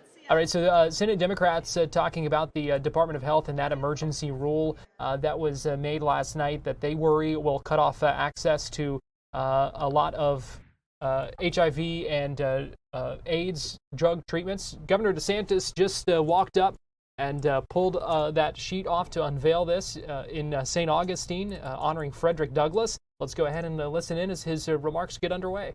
He's doing a great job. His primary responsibility when I appointed him was election integrity. And Florida does the best elections now in the country. That used to not be true. And he's done a very good job on that. But then as we got closer to America 250, Florida State Department oversees all the culture and things that really go into this celebration. So he's had to spearhead the America 250. He's done a great job with it. We've been doing a lot all over the state already. We also have some of our state senators, Rusan Osgood, and from Jacksonville, Tracy Davis. I want to thank you all for being here. Where's the sheriff? Is the sheriff? Where's he at? Okay, thanks, Sheriff Hardwick. I know we got some county commissioners, and we're really excited for you guys to be here. So we're doing a lot on America 250. And, on the one hand, Florida wasn't one of the original 13 colonies. We say we were the 14th colony because, you know, it was an involvement and there was a lot of history with what happened. But we need to be here in St. Augustine because this is the oldest city in the United States of America. Before Jamestown, before Plymouth Rock, before any of those in the 1500s, people came to St. Augustine. And so this is a really, really historic part of our country and, of course, the state of Florida. So we've been doing different things to highlight America 250. I was able to get a statue of George Washington loaned to us from Mount Vernon, and we put it in the Florida Capitol. A beautiful statue, and it's been there now for over a year, I think we had it, where we were doing that. We were just in the Florida Keys for Monroe County, and we did James Monroe. We did a nice statue there. He was basically responsible for bringing Florida into the United States of America as a territory and eventually paved the way for us to become a state later in the 1840s. So we've done that, and we've done a lot of different things. But one of the things we've said is it's not just about people that signed the Declaration of Independence or people that helped create the Constitution the following decade. We want to honor Americans throughout history who've exemplified that spirit of 1776 and those timeless ideals that are so meaningful even here today. And so with Frederick Douglass, first of all, there's history about why we're doing it in St. Augustine, you know, that I'll get to in a minute. But just as somebody that was able to accomplish a lot, we've been 250 now this year. He's one of the top 5 orators in American history. I don't think there's a question about that. He was a great writer. Now, was he sent to boarding school and Harvard and all this stuff? No, he was a slave. And he had to teach himself, you know, how to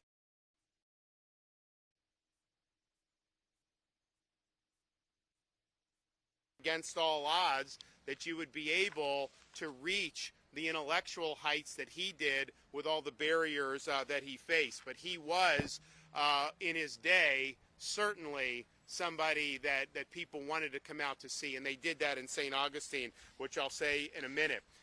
His life was spent obviously fighting for freedom, leading in the years before the Civil War, leading opposition to slavery.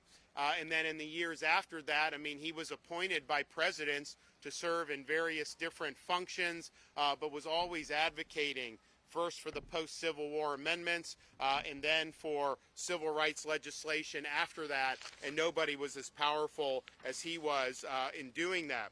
Now, it's interesting because when he became prominent initially fighting against slavery, you know, there was a strain of the abolitionist movement that was like, this whole thing is rotten, the Constitution, all of that stuff, because obviously when America was founded, there had been slavery here for 150 years. Even though many founders opposed it, others in the southern states supported it, and the Constitution didn't outright abolish it. And so that was a view. Now, Abraham Lincoln did not share that view. But that was a view that a lot of them had. And Douglass initially had that view, and he was very forceful with it. But then as he studied it, you know, as he became, you know, he started interacting with Lincoln, all these people, he changed his position on that. And he said basically, you know, what the Constitution did was put in a process, you know, that would lead to slavery's elimination. And he really believed that most of the founding fathers wanted to see that. And so he highlighted the portions of the Constitution that were protecting liberty, that were restraining government. And he became a very strong spokesperson for all of those different things. And so he gave a famous speech where he started articulating all these things. He even went overseas and was doing this. I think he was in Scotland talking about why the Constitution was something that needed to be upheld. So that was a major intellectual point, because I think it goes to, and he was very consistent with Abraham Lincoln. Abraham Lincoln's position was the Declaration of Independence says what it says. It says we're endowed by God with inalienable rights, or not because of the government. These are natural rights. Government, duly constituted, protects those rights. And so he viewed slavery as an infringement on that original covenant with American independence. He thought the Constitution was a compromise, but ultimately designed to ratify the Declaration of Independence, even though they weren't able to eliminate it right at that time. So Lincoln was very positive about that, and so was Douglas was very positive about it. And then obviously, as you had the 13th and 14th and 15th Amendments, people like Lincoln and Douglas would have said, that's just confirming what the Declaration of Independence intended all along, that people are treated as individuals and that their rights are respected. And, there was a bumpy road with a lot of this. I mean, the Supreme Court, rendered the Dred Scott decision, which is a really bad decision and one of the worst to this day. Lincoln attacked it. Frederick Douglass attacked it. Those amendments really corrected that and then put that place in process. And so, but that obviously was only part of it. There was many fights that happened. There was kind of a commitment at the time for civil rights and some of these things. You had Reconstruction, but then, there was a breakdown of this. And so a lot of these battles became really strong, and some of them obviously took many, many decades in many parts of the country. So Douglas was always out there preaching the truth, always standing for rights of individuals regardless of race. And he would go around the country and he would speak. And so he would do like a train. So he was in the late 1880s. He's on a train. He comes down. He originally stops in Jacksonville. He had 2,000 people at a train stop to hear him speak in 1889. I mean, you couldn't get 2,000 people for almost anyone to come, maybe the president, maybe a few others, but that's a lot of people. Now that would be a lot of people. Then, can you imagine 2,000 people on horse and buggy or walking, crowding this train station to be able to watch him speak? And if you think about it, at the time, that was about 10% of the population of the city. So today, you would need 100,000 people to show up to represent the same amount of folks. Now, he also then came down to St. Augustine a couple days later, and he delivered a speech right around the corner from here at the Genevar Opera House, which used to stand on St. George Street. It was so impactful that the crowd rose and impromptu just started singing the national anthem. And so I've given a lot of speeches. It's hard to get people to get up and start singing when you're done. So that takes some skill. And so we've placed this statue here in the Plaza de la Constitución, which sits at the center of this historic city. This is a plaza that's been in use since the 1500s. And today on the site where goods and other commodities were once traded at market, visitors can enjoy the plaza and the many events hosted year-round. We have very historic things. Our National Guard is right around the corner from here. We actually hosted the National Guard Symposium. So you have all the states come. And Massachusetts would always say that they have the oldest militia, which, of the original 13 colonies, that's true.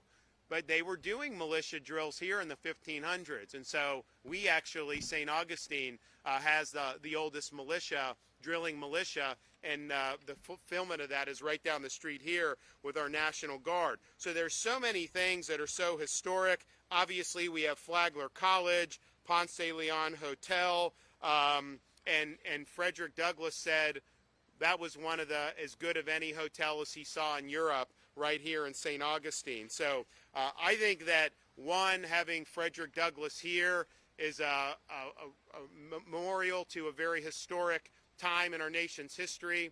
His speech here, as well as in Jacksonville, very impactful on the community at the time. And obviously, he was fighting for liberty. He was fighting for the principles that we're celebrating on July 4th, 250 years later. And the fight for that is always something that you got to do. Our founding fathers understood you could have a constitution, a declaration, great. Don't run on autopilot. Every generation has to fight for those. and you got to be good stewards of liberty, and you got to work to make sure that liberty's realized. And so Frederick Douglass did that very powerfully, very, very astutely, and to be able to overcome what he overcame. You know, some of us in life, you know, you deal with the modern, you know, inconveniences somehow, and there's issues. Don't get me wrong. There's a lot of issues people deal with, but I think all of us would probably have more difficulty reaching the heights he did if you had to start with where he started, with all the inhibitions that were put in his way. So that just shows you, you know, the human spirit really is powerful.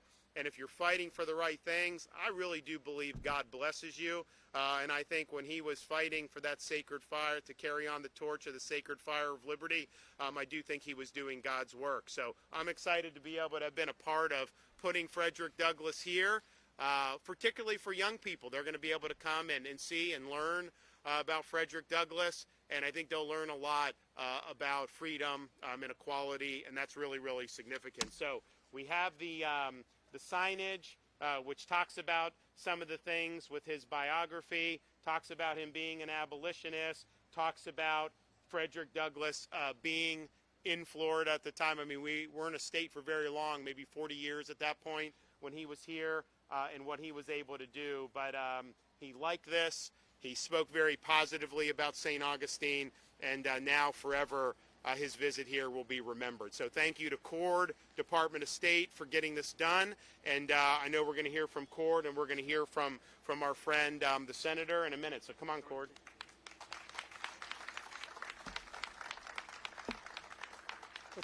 Thank you so much, Governor, and thank you to our host, the City of St. Augustine, Mayor Sykes-Klein.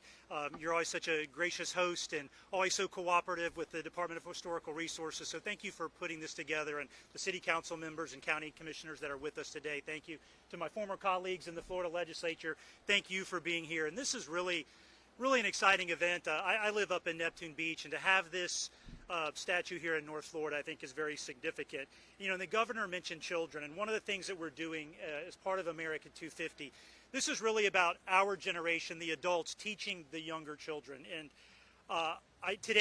in preparation for today, I pulled off I have at home the narrative of the life of Frederick Douglass, and I started perusing it, and the governor is absolutely right. For this man who was born into slavery, whose mother was taken from him, he says he doesn't really have much memory of her other than sneaking in at night to try to lay down with him. The obstacles that were presented before him and what he was able to do, while he was not a founder, it is significant that we are honoring him. He had every reason. Frederick Douglass had every reason to oppose the Declaration, to oppose the Constitution, to oppose the founding, and he did for part of his life. But from 1851 onward, and for the rest of his life, Douglass supported the Constitution as a foundational instrument of liberty. He actually referred to the Constitution as the glorious liberty document, which guaranteed the rights of all liberties of all Americans. And he fought not only to end slavery, but also for voting rights and to ensure the voice of every citizen of our republic mattered. The governor went over why St. Augustine, why the significance of this spot, because in 1889 he carried this message to Florida. He was in Jacksonville, spoke to 2,000, and then came to St. Augustine and delivered that same message. And so today we honor him not just as a figure in a textbook, but as a man who dedicated his life to our founding principles. And the governor noted, and it's so important, that he was a leading intellect and orator of his day. And while we cannot hear him speak, we can reflect upon his words, which are as relevant today as they were in 1889. And so this is really part of an entire year-long celebration. And I've looked around, Governor, because we do like to do everything bigger and better in Florida. And I don't think there's another state in the country that is doing more than we are to celebrate our founding and Florida history every single day. On America Florida 250 FL, we're putting out information, we're holding events. Last week we had the duel at Daytona. So I would encourage everybody to follow us on social media, come to our website, come to these events, share the stories. We have such an amazing history to tell. We are the 14th colony. That's how we're billing ourselves. And yes, Florida's just such a great place to live, and it's just really exciting to be here today, to be able to celebrate the life of a great American in Frederick Douglass, to do it here in St. Augustine, and to be with all of y'all at this important event. So thank you, Governor. Thank you for allowing me to be here today.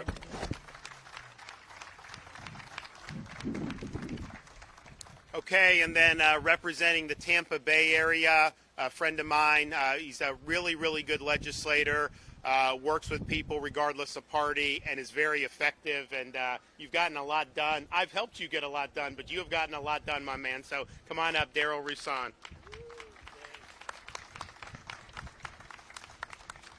Good afternoon. You have heard the history from the governor and our Secretary of State.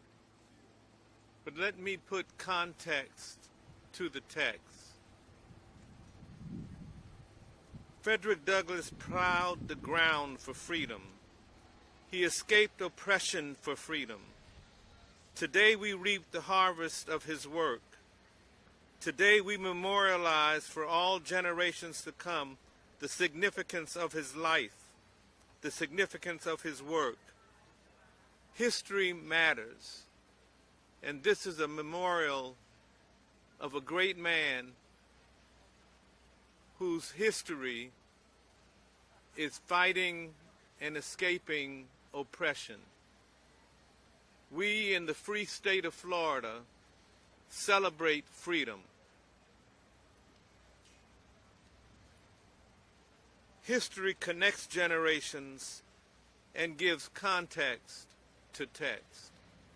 On behalf of the Florida Legislative Black Caucus and my colleagues who are with me today, Senator Osgood and Senator from Jacksonville, Tracy Davis, who I think wants to come up and say a word of congratulations, but we're just happy to be here today to support this effort.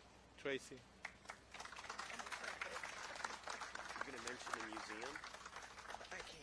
Hello, everyone. How are you? Isn't this exciting? I am State Senator Tracy Davis from Jacksonville, your next door neighbor, and this is so exciting. The celebration of Frederick Douglass, and having this martyr, this statue sitting here in the center of St. Augustine. It can't be a better day than this. Just thanking everyone, and to thank everyone for coming out to help us with this honor, but even more so with the leadership in St. Augustine for us to be able to have this and for people to come from all over. We were just talking as we were flying over about the beauty that St. Augustine gives us, and especially for me and others during the Christmas holidays, but you all are busy all the time. But, it's just not this statue and this memorial that we have in the heart of the city. It's also the Florida Historic Black Museum that's coming your way. And our governor helped us with dollars and cents, and he's going to keep doing that. So we're excited about that as well. We're doing some work in the House and the Senate to make sure there is a committee and task force ready to get that going. But I know as long as this governor is in place, and as long as he has St. Augustine in his heart, whether he's the governor or not, he's going to continue to help us with that. So thank you all again for being here. This is so exciting, right? 250 years, right? Thank you. Yeah, so we've got, like I always say, every time we do these events, we've got more irons in the fire, so there'll be other things coming out. But I really am glad that we've decided to not just highlight people that were actually a part of America 250, and they deserve credit. I mean, they were great leaders, but people that have really fought for and exemplified those ideals. And this guy right here was a big warrior for freedom, and was one of the most impressive statesmen in American history when it's all said and done. So congratulations to the memory of Frederick Douglass. You're going to always have a place in the free state of Florida, in the great city of St. Augustine. Okay, do we have any questions? Yes.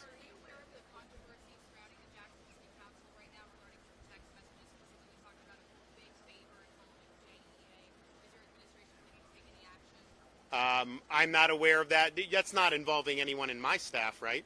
Okay, yeah. No. Yeah, I'm not aware, but I'll look into it. Yep.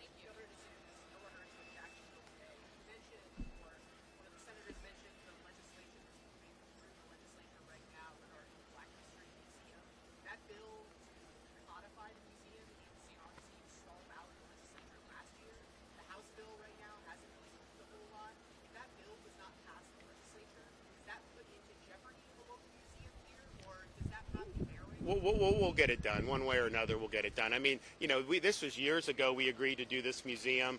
We've put money for it. I think everyone wants to see it done, or at least certainly everyone up here wants to see it done. And we've done a lot of different museums around the state for different causes, and justifiably so. But I think this is a good cause, and I think we need to get it done.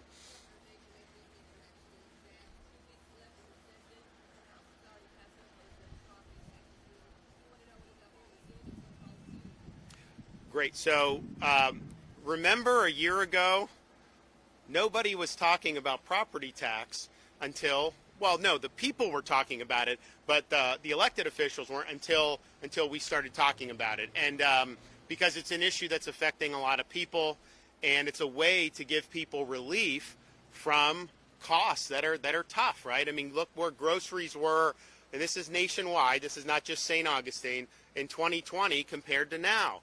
Look at some of these other things. Well, the one thing government controls is tax, right? And so if we can do the tax, then that's going to be the best thing we can do, most assuredly. So, I applaud the House for getting into this fight. I think they've got a lot of folks that brought forth a lot of good ideas. But what I've also said, and I said from the beginning, I didn't see this necessarily happening in this regular session. And I think the Senate agrees with that. We're going to be coming back. There's going to be opportunities to do it. I think you got to do it right. And part of it is the numbers and showing that works. And we've been working. I mean, we're not just doing this off the back of a napkin. I mean, we'll have people studying this. We're going to have analysis. We're going to have stuff that's going to be very meaningful for people. We're going to show that this is something, because half the people just want it. You put that on the ballot, they're going to vote for it, right? But then there's some people that they want it, but they want to make sure that this is something that's thought out, and it is. But then you also have the art of these ballot initiatives. Voters are going to read it. Are they going to like what they see or not? Just from an impression, right? And what I found is you can't just have a bureaucrat write that there's an art to it, that you have to know how that language is going to do. So there's a lot of moving pieces to it, but the reality is I think the fact that the House has done something is a good sign. I think it shows that they are listening to their constituents and that they want to get something done. I'm also working with the Senate, and I have been out this whole time, so we will get something done where you're going to have something on the ballot. That will happen. I think it's going to be historic, and I think it's going to be something that a lot of people are going to support. But I remind people, when you talk about this, in 2019, like when I first took office, so all the property tax revenue goes to local governments. There was $32 billion collected for property tax revenue throughout all local governments in the state of Florida. Fast forward 7 years, it's now $60 billion. And so the question is yes, we've had inflation. Yes, we've had population growth. Heck, throw in a few percent increase just for kicks, right? Fine. That doesn't get you close to $60 billion. So I think people are being overtaxed. I think homeowners think they're being overtaxed. I think it's affecting the housing market. I think there are people, and interest rates have an impact, but I think there are people who, could potentially move, who are not doing it because of the tax implications. You do have an ability to transfer part of the homestead exemption, but that was never indexed for inflation. And so now someone that bought a house 30 years ago, the value nominally is way higher than what it was when you bought it in most parts of Florida. So it still creates a disincentive, and there's a lot of issues there. So I just think at the end of the day, going from 32 to 60, that's more than how much that revenue should be growing. We have to stand for taxpayers. So I'm very confident. And I also said, too, I don't care about the second homes or the Airbnbs, these investment. I want to do it for Florida residents and their primary home. That's what I want to focus on. That's only a third of all the property tax in the whole state. 2/3 is the commercial and the other stuff as it is. So I'm confident you can do something really historic, and we're going to continue to work through that. So I would just say stay tuned. I would not anticipate this happening in the regular session. That was never our plan on this, and there's reasons for that. but it's going to get done, and you guys are going to be able to go to the polls and be able to vote something that's really, really meaningful. I just think at the end of the day, you know, your home is your castle. You either own it or you don't, right? And if you have to keep paying tax to the government your whole life just to live on your own property, you know, do you really own it then if they can take it back from you if you don't pay? And I think a lot of people look at that and they say, yeah, you know what? We really should own the home. I also look at these younger people. The home values have gone up, and that goes up and down, and, you know, maybe it'll come down. It probably will. But still, they're coming in, and their tax is way higher than someone in the same neighborhood that has owned the home for 20 years. Not even close. And that's not something that's going to help the younger generation really do well going forward. So, and, you know, people ask me, oh, well, you know, how is this county as rural going to afford this or that? First of all, I think everyone is getting way more revenue than they should be based on the numbers I cited. But I put in my budget a provision recurring to take all 32 rural counties and replace the revenue from the property tax. How could you oppose that at that point? I mean, you're a rural, your people get a massive tax exclusion, and then you still get money from the state to be able to backfill all this stuff? That sounds like a pretty doggone good deal to me. So we're going to make sure that people see all that and that it's something that's really positive.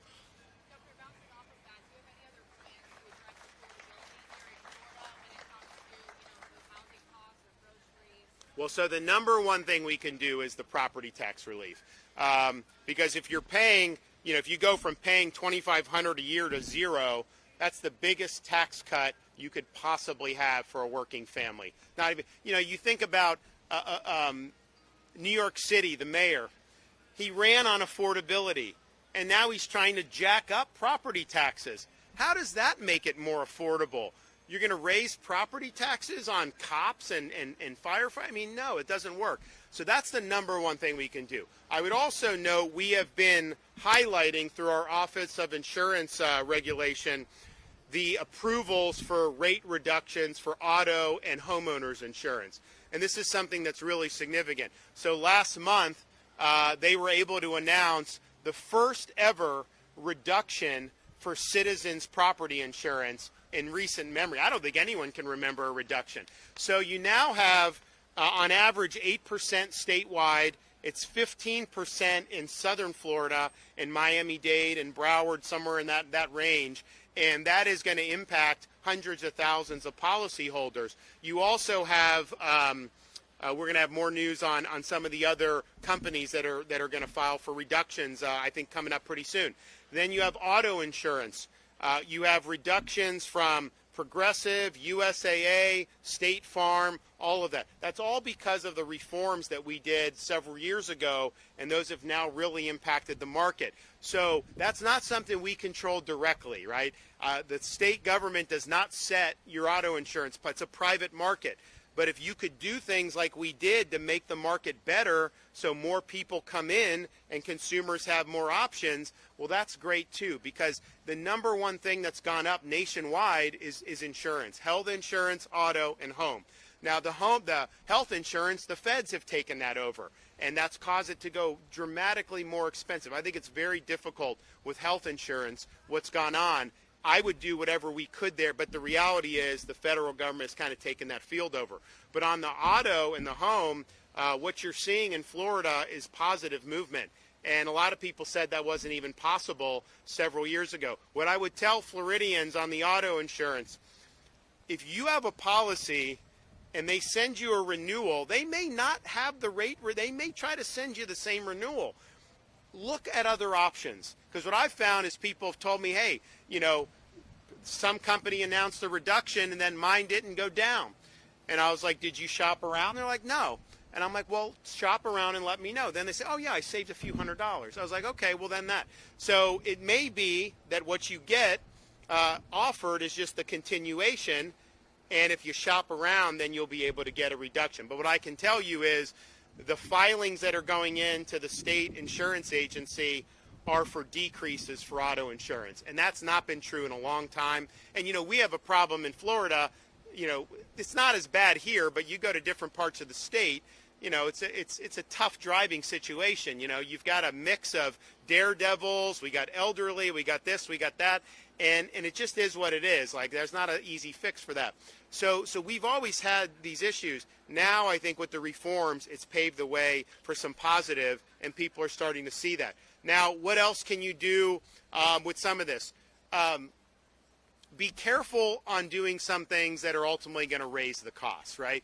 Sometimes government will have proposals to subsidize, and they may subsidize this person or that person, but the net result is it drives the cost of everything up. So I certainly wouldn't want to do that. I think you are going to see the cost of homes. I think you're going to see some of it come down, and the reason is homes aren't really selling. This is true nationwide. They're not selling. And why is that? And I think it's because buyers don't want to pay those prices right now. Even though interest rates have come down, they're not as down as they were 3 years ago, but they've come down for year over year. That's pretty significantly. I think it's under 6%. It was, 6.8 or whatever it was. But I think the issue is the COVID boom in housing. I think people are not willing to pay COVID prices right now.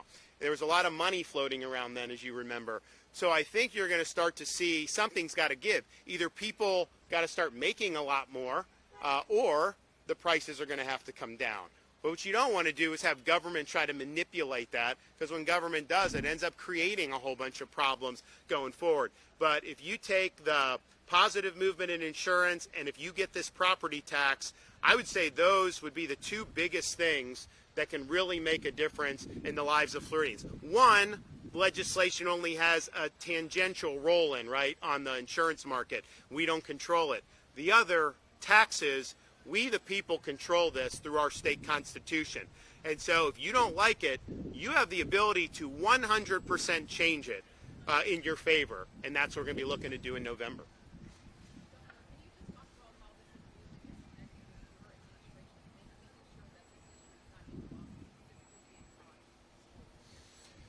Yeah, I mean, look, I think that, we've been very strong on a number of things with education. America 250 was an easy outgrowth from us because we launched civics initiatives my first year as governor. We now have the largest speech and debate initiative in the United States of America. We're going to be having our competition in the spring at New College in Sarasota, and we're going to have probably 500 or 600 contestants in this competition, which is extraordinary. Every county in Florida, all school districts, are participating in our civics and debate initiative, and it's I think it's really set the tone for the country. We've also done a program where teachers get a $3,000 bonus if they complete the civics education course for teachers.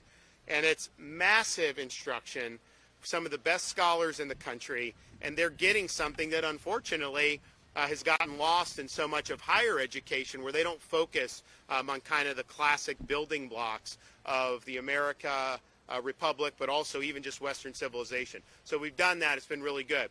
We've also been very strong in higher education, promoting continued civics engagement in higher education. We've also done, I've worked with Darrell and the senators, I was the first governor to provide support for Florida's HBCUs. We've done a lot for HBCUs. I used to have Bethune-Cookman in my congressional district. When you had the shooting at Edwin Waters, we did the security for them and beefed up the security, as well as other HBCUs. And then obviously, we've done a lot for FAMU, which is our state institution. Most of these other HBCUs are private. But part of the reason we want to do that is because we believe that they represent an important part of Florida's history and culture. And we want to make sure that that continues into the future. Now, Frederick Douglass, I think in every lesson plan or standards, I mean, this is something that's being taught, or certainly should be taught. If your teacher's not teaching you about that, then call Stasi Koumoutzis, the Commissioner of Education, and we will rectify that very quickly.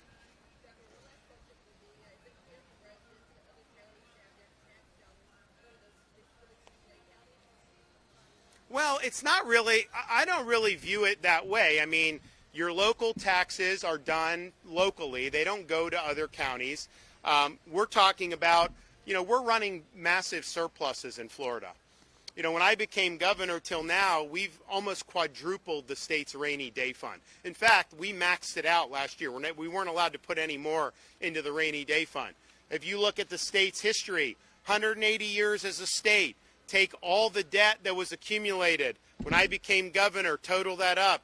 We've retired 50% of the state's historic debt just since I've been governor.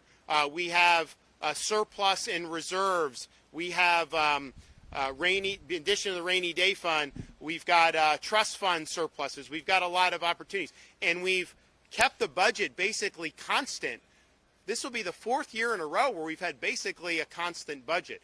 We've had very little change in the overall budget. We're doing big things for Florida within that, but we're keeping it in a very tight top line. So always within the same frame, the same kind of 40 to 40 yard lines.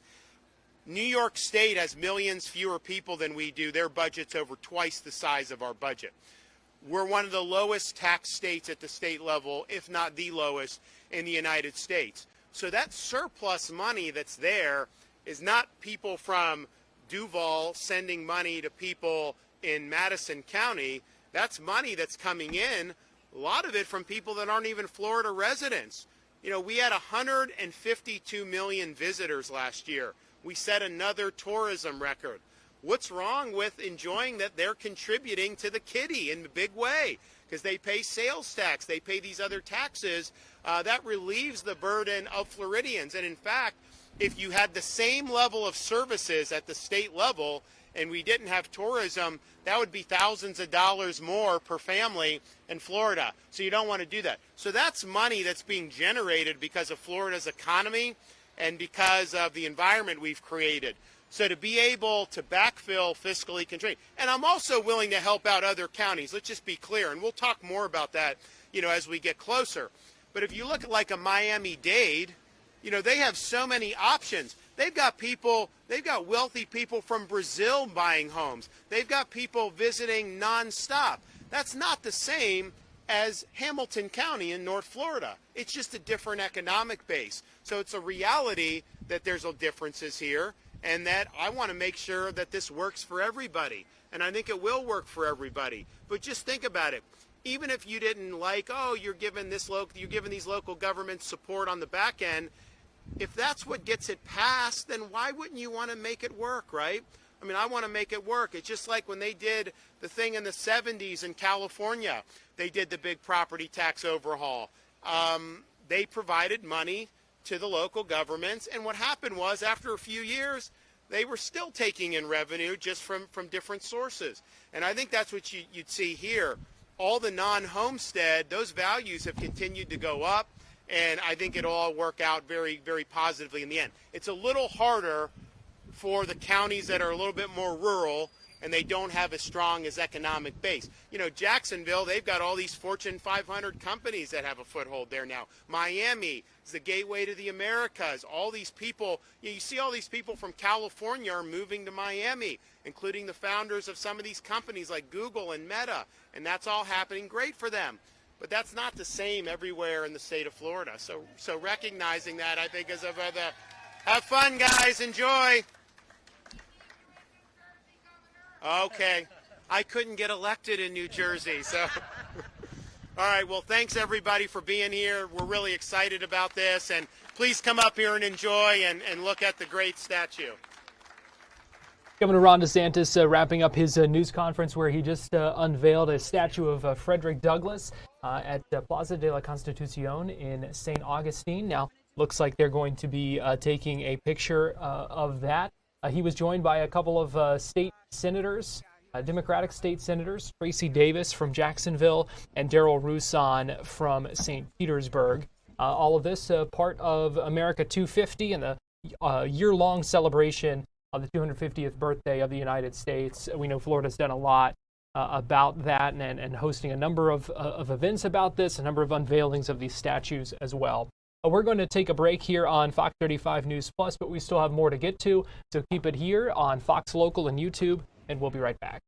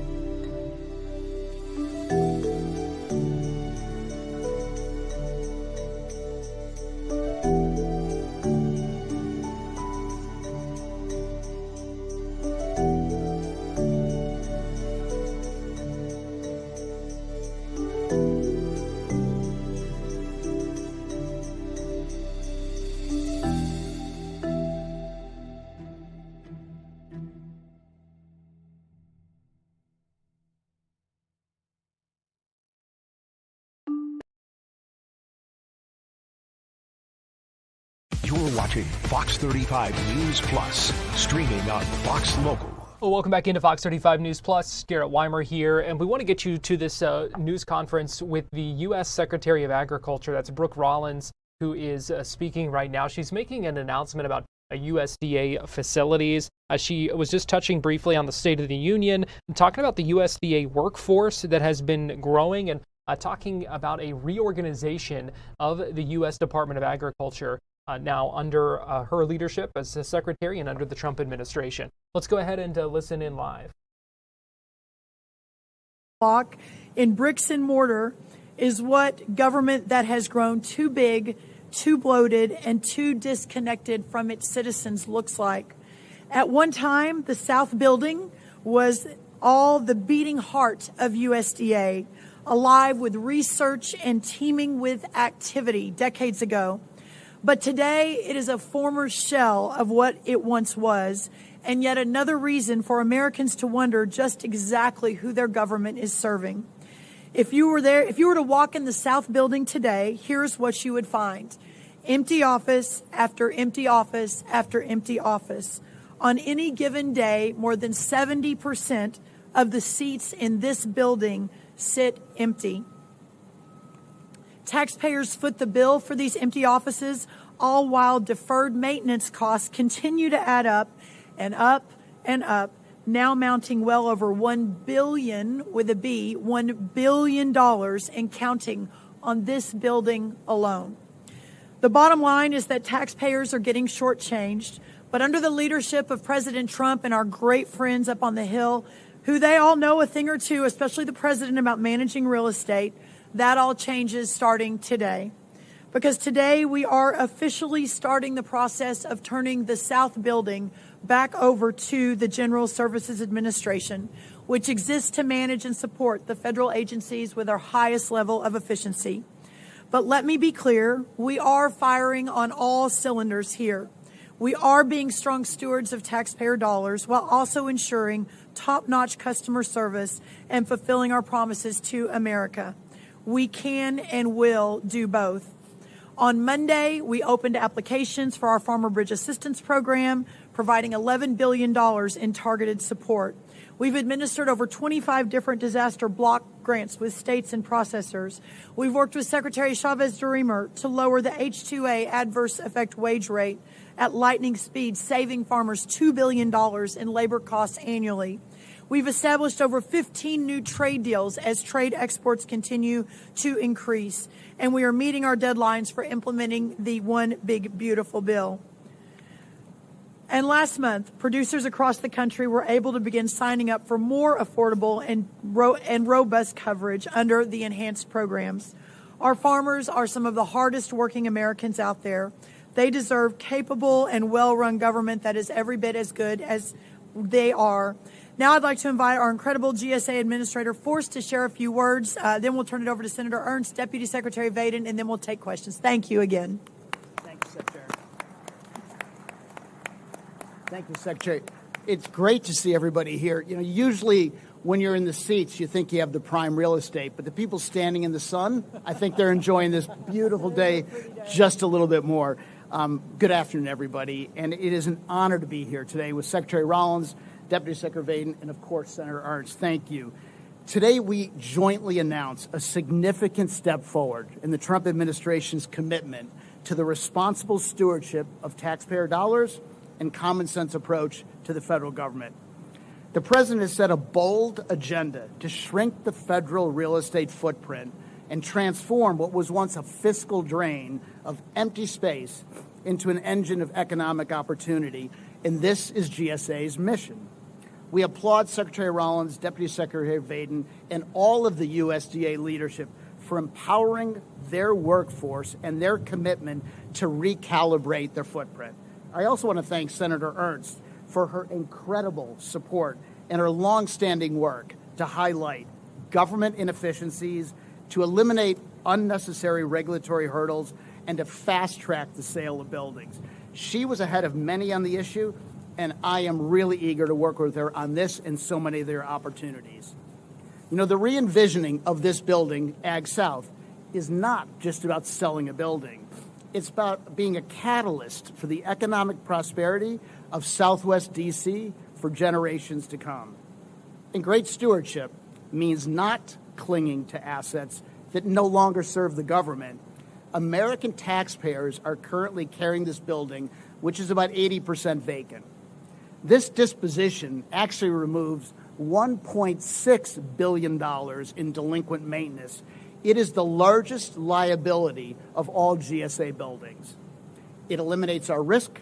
It increases USDA space utilization, and they're going to go in the capital region to almost 80%, which is well above the use it data and where we need to be.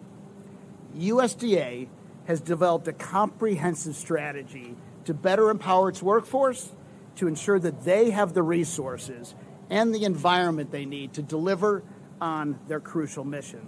Their plan to dispose of unnecessary and excessive space aligns perfectly with the President and the administration to scale federal real estate for the needs of tomorrow, not just today, and surely not just yesterday. We're thrilled to partner on this project, and we look forward to working with the Secretary, the Deputy Secretary, Senator Ernst, and the entire USDA team.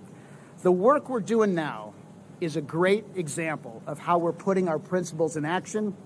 We advance fiscal responsibility, we reinvigorate our real estate portfolio, and we ensure the strategic use of federal headquarters buildings to come. Thank you very much. Well said.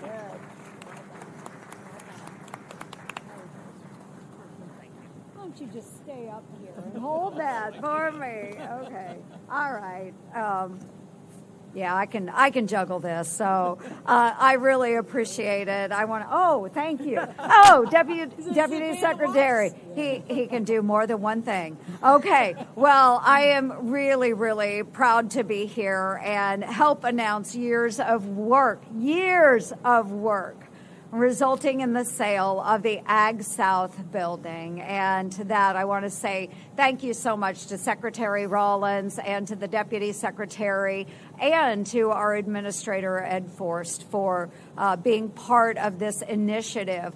And I love the fact that this is the People's Department. I am the daughter of an Iowa farmer. I am from a farm family. And it's so good to know that both at the Department of Agriculture and at our GSA, that you are representing people in Middle America. So God bless you for that. So the previous administration's USDA denied their ghost town, but Secretary Rollins took action on this. She tracked down the utilization numbers and ensured that taxpayer dollars and space are being used wisely. Even after President Trump's return to work order, which was right at the beginning of this administration, and the USDA doubling down on the number of employees in the office, nearly 2/3 of the space is still unused. And now, folks, it will be officially for sale. So we have one federal government building down with $1.6 billion in repairs and millions a year in operating expenses saved. We've got many, many more of these federal government unused buildings yet to go. So next, let's just keep on draining the swamp. And Secretary Rollins, moving our federal workers closer to the people that they represent. And I would say that the great state of Iowa is a good place to start. So thank you all so much for turning out. We really appreciate the support. Thank you. Thanks, Deputy Secretary. My pleasure. Well, it's wonderful to be here today to accomplish something that should have been done long ago. This building, as has been noted by multiple speakers, is approaching 80% vacant, all while having a backlog of maintenance of more than $1 billion. We're following the law that Senator Ernst and her colleagues in Congress passed when they passed the Use It Act, requiring that for every federally owned or leased space, the minimum acceptable occupancy rate must be 60%. That's an incredibly low bar. No private sector enterprise in the country would have 40% of its real estate footprint vacant. And yet that is all Congress has asked of us. And every building USDA has in the National Capital Region currently fails to meet that 60% framework. We have no greater responsibility than to steward taxpayer dollars like they were our own. And we're doing that today by shrinking our footprint to fit our actual need. And I have good news for you, Senator. This isn't the only building that we're turning back over to GSA today. We have a facility in Alexandria, Virginia, that currently houses our food and nutrition service. It is leased space. It has been the subject of employee complaints for years regarding the landlord's lack of upkeep of that building, the private sector landlord. I visited it myself just before Christmas to attend their Christmas party with the food and nutrition service. I couldn't use the elevators. They were blocked off by caution tape, which is an everyday headache that details what our employees are being asked to deal with. We're returning that lease space to the General Services Administration as well, and we will be moving those employees to much better offices where the elevators work here in Washington, D.C., starting in our Yates building, which currently houses the Forest Service, as well as the George Washington Carver Center. We picked FNS to be the first of our reorganization announcements because our employees told us that they didn't like the working conditions. They needed to be better. They've complained to political. Hearing from the USDA talking about emptying one of the buildings that they are in and returning it to the government. So that's part of the reorganization of the USDA being announced here this afternoon in Washington, D.C. We're going to take a break here on Fox 35 News Plus, but we'll be right back.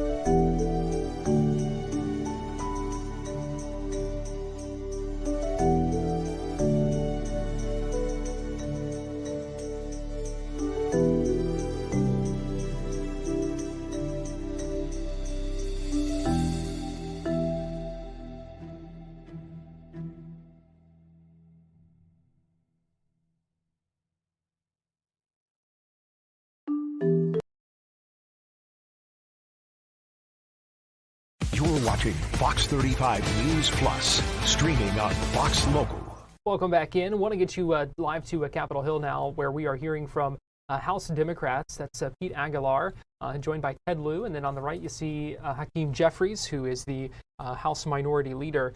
They are speaking right now in this morning, or well, now afternoon, but the day after the State of the Union address from the president. Let's go ahead and listen in and see what they are saying at their news conference right now. But don't take our word for it. A recent CNN poll said that 70% of Americans say Trump isn't paying attention to their priorities. But instead of listening to the people that elected him, he's doubling down on his unpopular, harmful, and costly policies. Democrats have already used the few tools that we have in the minority to try to undo some of his damage, including releasing the Epstein files, restoring federal worker bargaining rights, and extending the Affordable Care Act tax credits. If this is what we can do in the minority, just think what we can do in the majority. Donald Trump's address showed why it's critical that Democrats take back the House and make Hakeem Jeffries the next speaker. And the work that we do this week will help make that a reality. Vice Chair Ted Lieu. Thank you, Chairman Aguilar. It is an honor to work with Chairman Aguilar in putting on this issues conference. We have a cost of living emergency in America. The affordability crisis is crushing the hopes and dreams of the American people. And what was Donald Trump's response? He mocked Americans in the term affordability. He was mocking people who were experiencing monthly bills that were far too high, grocery prices that were increasing. The American people were drowning in debt, and Donald Trump didn't want to talk about it. Democrats are going to talk about it this entire issues conference. We are laser focused on the affordability crisis and how to tackle it. And the parts of the speech that Donald Trump did talk about prices, he just flat out lied.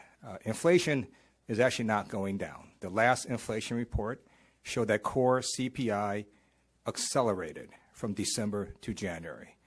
Another inflation report on PCE, which is the Federal Reserve's preferred inflation gauge, showed that it increased above expectations to 3%. So Donald Trump is lying, and the American people can either believe what Donald Trump says, or they can believe the monthly bills, but they cannot believe both. And the person that's going to lead this caucus in tackling the affordability crisis is Leader Hakeem Jeffries, and I'm so honored to have him come up because under Leader Jeffries, we have become the most effective minority party in U.S. history. We have passed 3 discharge petitions off the House floor, unheard of, stopped multiple stupid Republican rules, forced bipartisan congressional subpoenas, and Leader Jeffries is going to continue leading us until we win this November. Leader Jeffries. Well, thank you, Chairman Aguilar, and thank you, Vice Chair Lieu, for your leadership and for bringing us together at the 2026 Issues Conference. We gather, of course, in the immediate aftermath of the so-called State of the Union address that took place last night. That was a disgraceful performance. Donald Trump hit a new low. He didn't communicate anything meaningful to the American people. There was no substance in that speech, but a lot of snake oil. No vision for the future of the country, but a lot of vitriol. There were no policy prescriptions designed to make life better for everyday Americans, but it was full of partisanship. That State of the Union speech by Donald Trump was a disgrace. And now that we're on the other side of it, it's going to be a sprint to November 3rd. House Democrats are on the verge of a takeover. The break's over. For these MAGA extremists, it's over. Because the American people know that Donald Trump and House Republicans have failed the American people. They failed on the economy. They failed on health care. They failed on immigration enforcement. They failed to make life better for everyday Americans, breaking every single promise that they made, including, most significantly, that they were going to lower costs on day one. Costs haven't gone down. As Vice Chair Lieu explained, costs have gone up, out of control. Far too many people struggling here in America to live paycheck to paycheck, cannot thrive, and can barely survive. And so we're here at this issues conference to talk amongst each other and with outside stakeholders and experts about a bold, meaningful, transformational path forward to address the Republican affordability crisis here in America and make life better for working class Americans, for middle class Americans, and for everyday Americans who were committed to fighting for each and every day, to drive down the high cost of living, to fix our broken health care system, and to deliver an immigration enforcement approach that is fair, just, and meaningful that doesn't target violently American citizens or law-abiding immigrant families, but targets violent felons who are here unlawfully. We believe that the best is yet to come in this country, but it won't be delivered by Donald Trump and Republican sycophants in the House and in the Senate. It will come when Democrats take back control of the House, laying a foundation to end this national nightmare in the United States of America and continue our country's march toward a more perfect union. It's now my great honor to yield to my friend, my partner, my classmate, and the whip on the Democratic side of the House who's doing an extraordinary job, from the Commonwealth of Massachusetts, the Honorable Catherine Clark. Thank you so much, Mr. Leader. Thanks to our phenomenal leadership team, and especially to Chairman Aguilar and Vice Chair Liu for bringing us together once again. And thanks to all of you for joining us this week. What a timely press conference and issues conference. After the meltdown that we watched last night, Democrats are showing the American people that they deserve better. A better economy, better schools, better health care, a better and more affordable future. Just look at the past year. Donald Trump promised to lower costs on day one. Instead, the average American family has paid $1,700 more due to tariffs. In my district at home, that's $2,200. He declared last night that we are in a golden age, and that is certainly true if your last name is Trump. But for folks at home, prices are up, rent is up, layoffs are up, wage growth is down, and we're seeing women pushed out of the job market because they can't find affordable childcare. And none of this is an accident. It is a policy choice. Republicans have chosen to break their promises to regular families. They've chosen to keep their promises to a handful of billionaires, and they've chosen to enrich the few at the expense of the many. And the American people have taken note. Democrats are offering a different choice. We are offering solutions that we will be discussing and expanding in the next few days. We're looking at an agenda that can cut child care costs to $15 a day, an agenda that cuts premiums with a permanent health care tax credit, an agenda that cuts housing costs. House Democratic leadership talking about affordability and the issue of the economy that they say is a big focus, and they're going to be rolling out some plans and proposals in the coming days. We also heard that as a topic last night, and they are responding to the State of the Union address as well as what we heard from President Donald Trump last night in front of that joint session of Congress.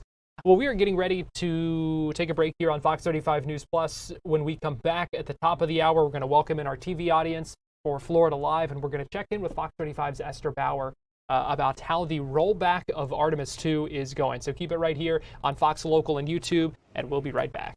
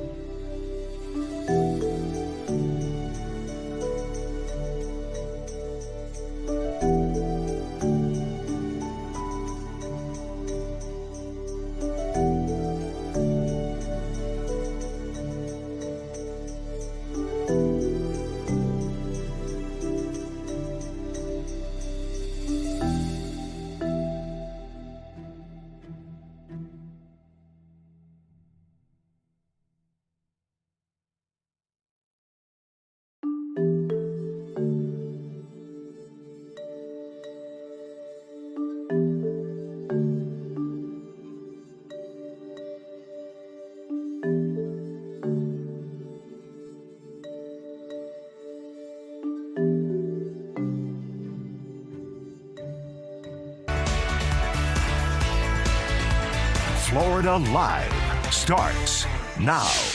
Well, good afternoon to you, and welcome into Florida Live. I'm Garrett Weimer, and thanks for joining us on this Wednesday afternoon, live on Fox Local, YouTube, and on Fox 35 TV. It's been a busy day for us over our last 3 hours of live streaming. I want to let you know a little bit of what we have ahead for you in this next hour. We're going to start off by checking in with Fox 35's Esther Bauer in just a minute here. Going to give us an update on how things are going with the rollback of Artemis 2. They're moving it off the launch pad to fix some issues. We are also keeping an eye on the risk of brush fires around the region. That is weather that is going to really be conducive for that over the next couple of days. So we're going to talk with Fox 35 Storm Team meteorologist Laurel Blanchard in a little bit as well. And then coming up at the bottom of the hour, we're going to be joined by State Representative Tom Fabricio, who is talking with us about a bill that advanced in the House today that could get rid of those yellow stickers on your license plate. We'll talk with him about how that would work and all of that coming up in just a little bit. So we've got a busy hour ahead here, and let's go ahead and check in with Fox 35's Esther Bauer, who joins us live right now from outside the Kennedy Space Center, the vehicle assembly building where we know Artemis 2 is on the move. But Esther, we also know that is quite a process. So how are things going right now with that? Garrett, so we saw first movement just around 9:30 of this massive Artemis 2 rocket. And I don't know if you can see behind me, but at the VAB, one of the garage doors, there you go, is actually open. And that's because they have to get this huge moon-bound rocket back inside the VAB. But it is slow and steady. That's the name of the game today. I don't know if you can see it really with the camera, but it's just in front of my hand past these bushes. The rocket is making its slow crawl from the launch pad where it's been for several weeks to wet dress rehearsals, now back here to the VAB. So it's really moving in the wrong direction because just a week ago, we heard from NASA officials who told us it's time to get excited. We are ready to launch. We completed a successful wet dress rehearsal. This was take 2 after they had discovered some hydrogen leak. So literally last Friday, it was full steam ahead. We have figured out this hydrogen leak. We are really ready to go to launch in March. Literally hours after that, NASA's new admin, Jared Isaacman, took to social media to said, stand down. We just discovered a helium leak. So a new type of leak, but one that is still extremely critical, one they really can't launch with. It has to do with maintaining fuel levels. So from hydrogen to helium, both leaks, both problems, and now a big enough problem to send this entire rocket back to the VAB. So kind of a bittersweet day here at the press site because we were getting closer to launch, first time in more than 50 years, sending humans around the moon. But it's important to note this new leak that came in, they could not make those fixes at the pad. They did not have the capability to make those fixes, which is why they have to bring it back here to the VAB, and they're going to get platforms put out. They're going to start running tests. They really need to figure out why did this helium leak pop in and what can be done to fix it. So we are tracking a 12-hour journey, like we said, started around 9 this morning. Moving steady, moving slowly, and they have to because you cannot have anything go wrong with the rocket, with the Orion capsule. I mean, God forbid it would topple off of this crawler. So they are taking their time, 12 hours to travel just 4 miles to get it inside the VAB. But we're out here. We do have some press that is documenting this. We have cameras out here rolling. NASA is hosting a live stream where we can watch the slow and steady crawl, but not as much press, obviously, if we were getting closer to launch. A lot of crews have had to go back home, and now we're really just in a waiting game. NASA's admin said this week we should be expecting a more detailed briefing about what exactly went wrong. We still do not have day and time for when that's going to happen, but we are thinking once the rocket reaches the VAB, they get it plugged up, computers start modeling what went wrong. We could hear more, but April. That's our next launch attempt, early April. And then they have another launch attempt late April going into May. But we won't know what attempt they're going to try next because I don't think they know. They have to see what happened with this helium leak and what needs to be done to fix it. So that's what we're tracking. Esther, it has to be, kind of discouraging for them to have to roll that back, if for no other reason than the sheer amount of effort that it takes. Like you said, a 12-hour journey. They had just brought it out, a few weeks ago, and obviously hoping that with the issues that came up, that they wouldn't have to roll it back. So just talk again about why they would, have to roll it back as opposed to being able to work on this on the launch pad, like some things they are able to.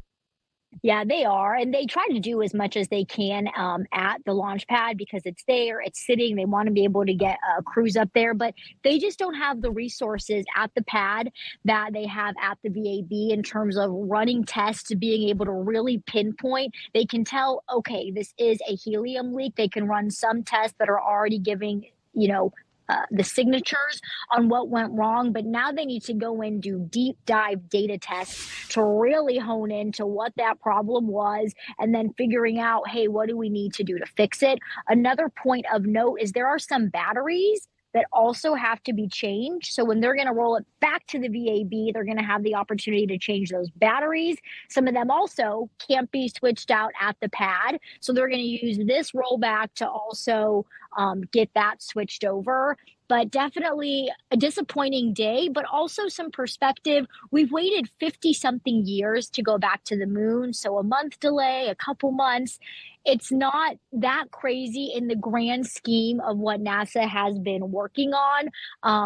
But the entire world is watching this and we want to see it go well. And what was striking about these specific new problems is we literally just watched what was described as a super successful, nearly perfect wet dress.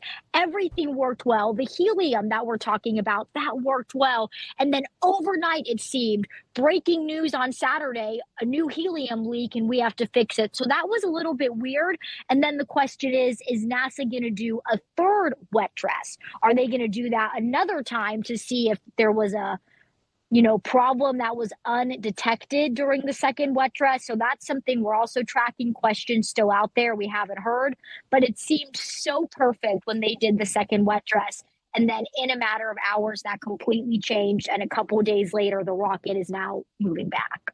Well, obviously, you have to take those safety precautions because unlike a lot of flights, we're talking about a crew here. We're talking about 4 humans who are going up on that flight and going to be going around the moon. So certainly can't blame them for doing whatever they need to make sure everything is in good shape and as safe as things can be for that crew. Esther, we appreciate you joining us. Absolutely. And we'll be out here watching it roll into the VAB. All right, and we want to get your take on all of this. How are you feeling about that new Artemis April launch window? We know things are getting pushed back. We know those the crew members have been released from quarantine, and so we want to know how you're feeling about that new Artemis April launch window. Do you think it's going to happen? Are you getting impatient? Are you saying a month is really nothing in the grand scheme of things, or it really doesn't matter? Safety first here. We want to know kind of just how you're feeling about that. Let us know. You can go to fox35orlando.com/vote. We are seeing those votes really come in right now. So scan the QR code that you see on your screen. You can point your smartphone at it and do it that way. You can also, again, go to our website, vote in the Fox Local app. We want to know how you're feeling about that, and we will check back in on it just in just a little bit. So we're going to take a quick break here on Florida Live, but we'll be right back after this. So keep it here on Fox Local, YouTube, and Fox 35 TV.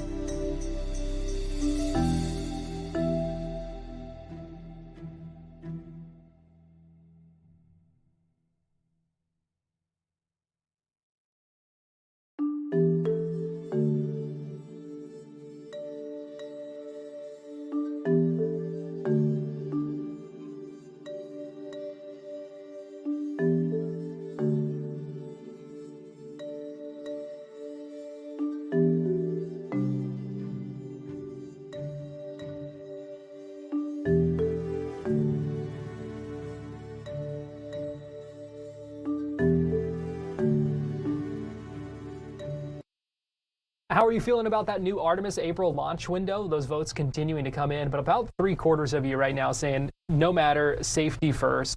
I realize some of you are getting impatient out there, so let us know what you think. I think we're all excited to see that Artemis 2 launch and the next moon mission. Certainly an important step forward, so we will see if they are able to launch in April, but let us know how you're feeling about that in our poll.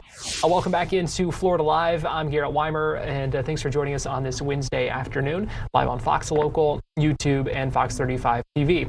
It's time now for our Tampa Connection, where we take a look at some of the big stories in the Bay Area. Going to bring in Fox 13 senior content producer Nancy Gay, who joins us live now from the Fox 13 newsroom. And Nancy, good afternoon. To the American people, he's falling. Offender is back behind bars after his federal sentence, was commuted in the final days of the Biden administration. Earlier this week, Florida's Attorney General James Uthmire announced the arrest of Oscar Friedman Fowler III in St. Petersburg. He was arrested on Monday night. Uthmire says local and federal partners took Fowler into custody to face state charges. He called him a dangerous career criminal who was released by an auto pen signature in Washington.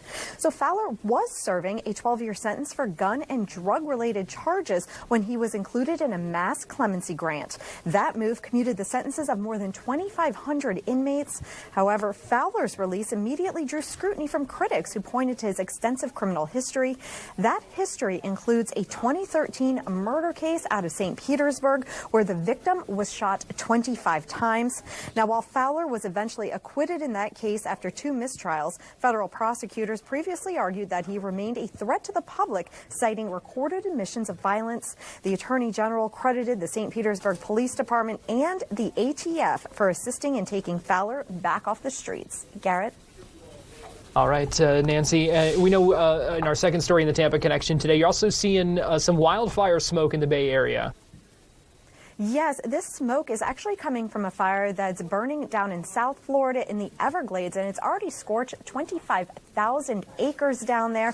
And what we're being told is emergency management officials in Highlands County say the winds today are shifting, and that's pushing the smoke up into Highlands County, which will create hazy conditions throughout the afternoon. Now, this comes as local officials remain on high alert due to extremely dry conditions. The county's drought index is currently at a critical level, meaning that the ground is parched and any fire that starts could spread rapidly. Highlands County remains under a burn ban through April 9th. Emergency management officials are asking everyone to avoid burning yard debris or trash. They warn that in these windy and dry conditions, even a single spark from an outdoor activity can quickly explode into a serious wildfire.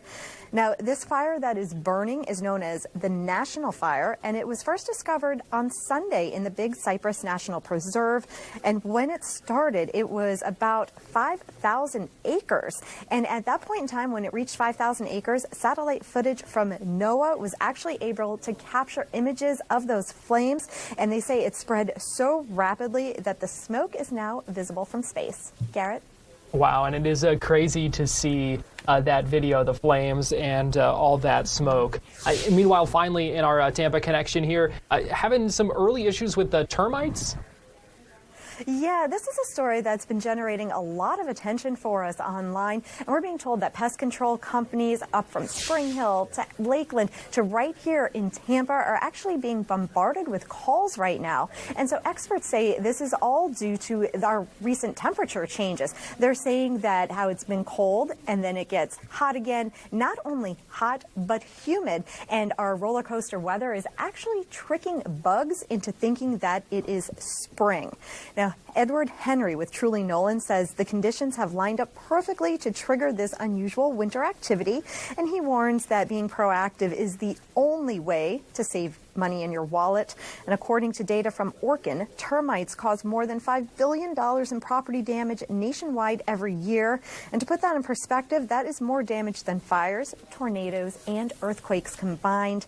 And to make matters worse, most homeowners insurance policies won't cover the cost of termite repairs. And with more warm weather on the way, professionals say swarm season is likely officially underway, and they're urging everyone to keep a close eye on their property and schedule an inspection immediately if you see any signs of termite activity. Garrett? Yeah, you want to definitely take care of that as soon as you can. Fox 13 senior content producer Nancy Gay, we appreciate you joining us with our Tampa Connection. Thank you. I want to bring in Fox 35 storm team meteorologist Laurel Blanchard, who joins me now. And Laurel, we're talking about that fire in the Everglades. We're also seeing smoke from that up here. So how is that traveling, and why is that traveling up here? Why are we seeing that? Well, Garrett, currently the pattern that we're seeing that warm air coming up from the south. This is what's warming us up from that little cold snap that we had a couple days ago to start off the work week. And now we're really starting to see those winds come up from the south, quite literally taking the smoke from the fire in the Everglades and just bringing it up towards the Space Coast and into Orlando. So here you can see this is the national fire, or areas especially near closer to there. They're calling it the Collier County fire. 25,000 acres plus already burned, and we're continuing to just see that smoke rise and continue to just push into areas and just drag up in areas across the peninsula. So that's kind of what we're seeing with this smoke kind of coming in, and you can also see that impacting the Tampa area as well. So this is impacting areas basically all across the peninsula of what we're seeing. So this fire definitely spreading very quickly, especially due to the drought conditions and the high winds that we're going to be expecting. Currently with the latest, this is in Big Cypress National Preserve in Collier County, 0% contained, 25,000 acres already burned, and we're already seeing areas across roads, Alligator Alley area, that is going to be shut down because the visibility is just so bad, and that is updated from just a couple of minutes ago. And because we're going to not only see those winds pick up, but we're still in that extreme drought and seeing another gust of that drier air just push into the region, that's what's going to create a storm alert day for our Thursday for fire danger. The gusty winds plus the worsening drought is really going to pose another great fire risk as we head through the end of the work week. So kind of taking a look at what fire elements that we look at. Winds gusting up to 20 miles per hour. We're going to have that tomorrow. Humidity under 35%. It's been dry since that cold front moved through a late Sunday night into early Monday. Dry fuels, yeah, we are in that drought, so that is definitely providing that fuel. And then the recent freezes furthering leading to plants that are very unhydrated or even dead, and leaving those are definitely going to continue to pose that fire risk. So just taking a look statewide, we have over 10 fires in Florida that have created and have burned over 100 acres. So you can see that map out there. We're seeing some of the Panhandle north of Orlando, and then even continuing down, leading down towards Fort Myers, where we are seeing that current cypress fire happening out there right now. So good, again, just to kind of put it into perspective, that with those winds continuing to gust up tomorrow, they're almost going to be 20 miles an hour. It's going to lead to that fire threat. So just again, make sure you're doing your part, making sure you're avoiding burning of any kind, keeping vehicles off of dry grass, properly discarding of cigarettes. And if you do see any fires, it is best that you do report it to those local facilities so they can try to get it under control as quick as possible. You can see how gusty it is out there right now. Here is Lake Fairview. Not a cloud in the sky, but it does look a little hazy out there, and that is because of the smoke coming from the Collier County fire right now. 70 degrees. That sunshine is deceiving. Garrett, I was talking to you just a couple minutes ago that I'm chilly in just a sleeveless dress. Not only is it just cold in the studio, but it's a little chilly outside. Wind gusts right now on the mild side, but we're going to continue to see those temperatures drop through the overnight tonight. Luckily, this should be the last thing that we should see with temperatures below freezing. Rain chances, though, we see another big rain chance on Saturday, and you can see our next frontal boundaries slowly start to move in. This is what could create a couple of scattered showers, but it's especially on Saturday where we could finally start to see more of that rain back in the forecast, kind of giving us our next big widespread chance of rain. And geez, Garrett, do we absolutely need it? Unfortunately, we're not going to be seeing a ton of rain, but something that we are going to be keeping an eye on is really any rain is good rain. And something to kind of wrap this all up, as of earlier on this afternoon, the National Hurricane Center upgraded Melissa. It was already a Category 5 storm, but when this storm was happening, it was mentioned that the max wind speeds were 185 miles per hour. Taking a look at all the data for after the hurricane season wrapped up, they take a look at all the data received, and they actually said that the National Hurricane Center found this storm to be stronger than what the real-time data actually suggested, which now ties Hurricane Allen, which was back in 1980, for the strongest hurricane in the Atlantic Basin on record if we're just measuring it by wind speed. So this is definitely a record-breaking storm in infamous ways there, Garrett, but it just goes to show that this one was even stronger than possibly what we thought in the first place. Yeah, we knew it was strong, so that's interesting to see. I didn't realize they would go back and upgrade it like that, but very interesting to see that it was even stronger than an already strong storm. Right, Crazy. And especially with Jamaica, like this caused immense amount of damage, over $10 billion, which is crazy. And we do this every year. This is really how we figure out what names are going to be retired, and most likely Melissa is going to be retired after this season. All right, Fox 35 Storm Team meteorologist Laurel Blanchard, we appreciate you joining us with our Florida Live forecast. Thanks, Garrett. We're going to take a break, and we'll be right back.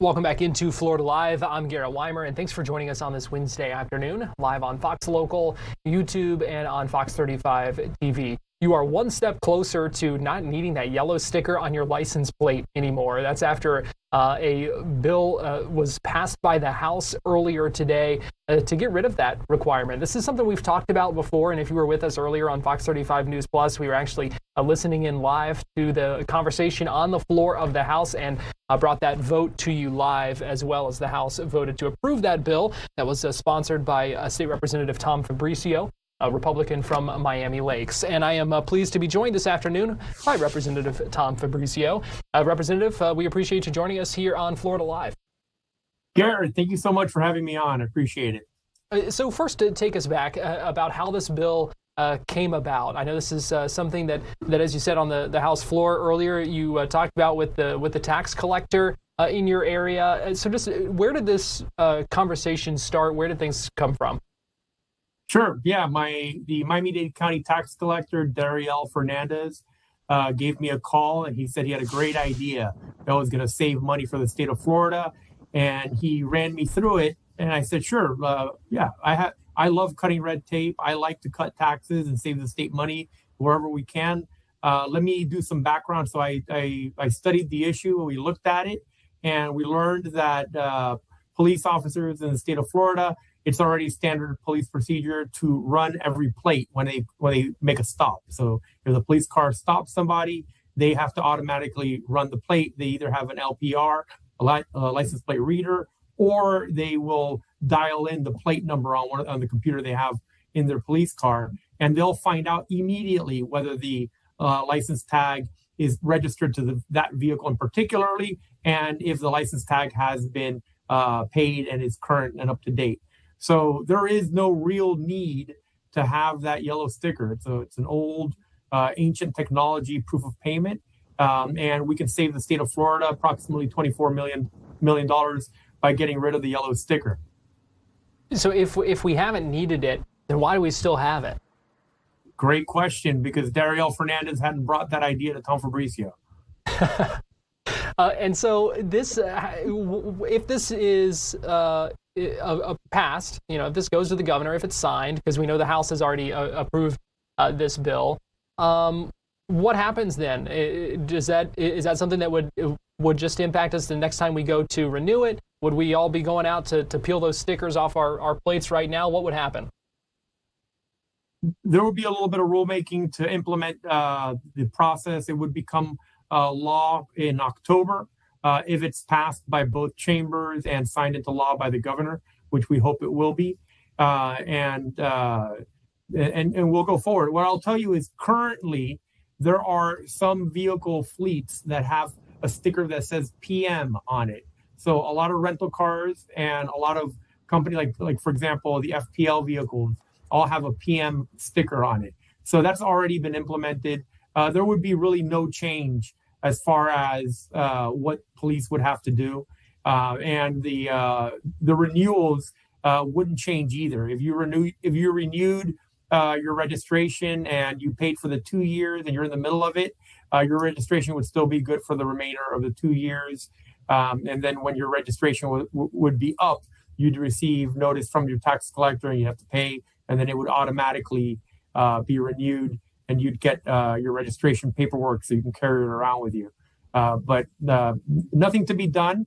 We're not done yet. There's still a lot of back and forth. Even though we passed it off the House floor, we need to sync up with the Senate and make sure that the Senate passes it as well. And once that's all done, it'll go to the governor.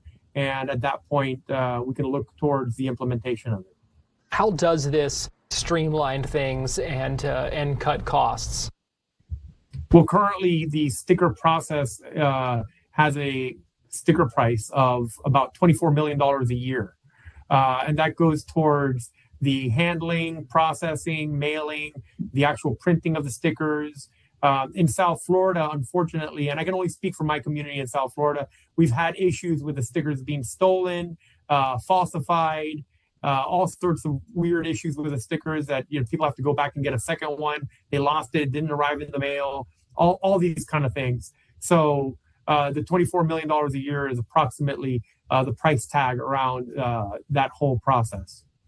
Are those costs for the stickers, are those things that are passed on to folks in fees as they renew their registration? And could we see some of that savings passed on to folks when they go to renew? That's right. There is a part of that are fees. And there's currently some back and forth with the tax collectors. Not my tax collector, because he, of course, brought me the bill, but some of the other tax collectors are a little bit upset at them losing fees. What I'll tell you when I speak to people on the street, they're not too concerned. They believe that the tax collectors will be fine if they lose that fee, and we are able to reduce the cost of registration. Is there appetite in the Senate for this? Have you had talks with state senators about the legislation? I'll tell you, when the bill was originally filed, and throughout, I've received phone calls from senators throughout the state of Florida who wanted to expand the bill. They wanted it to include mobile homes. They wanted it to include RVs. They wanted it to include boats. Actually, one of the questions I got today on the floor was from State Rep Anna Botana, who asked if we would include boats.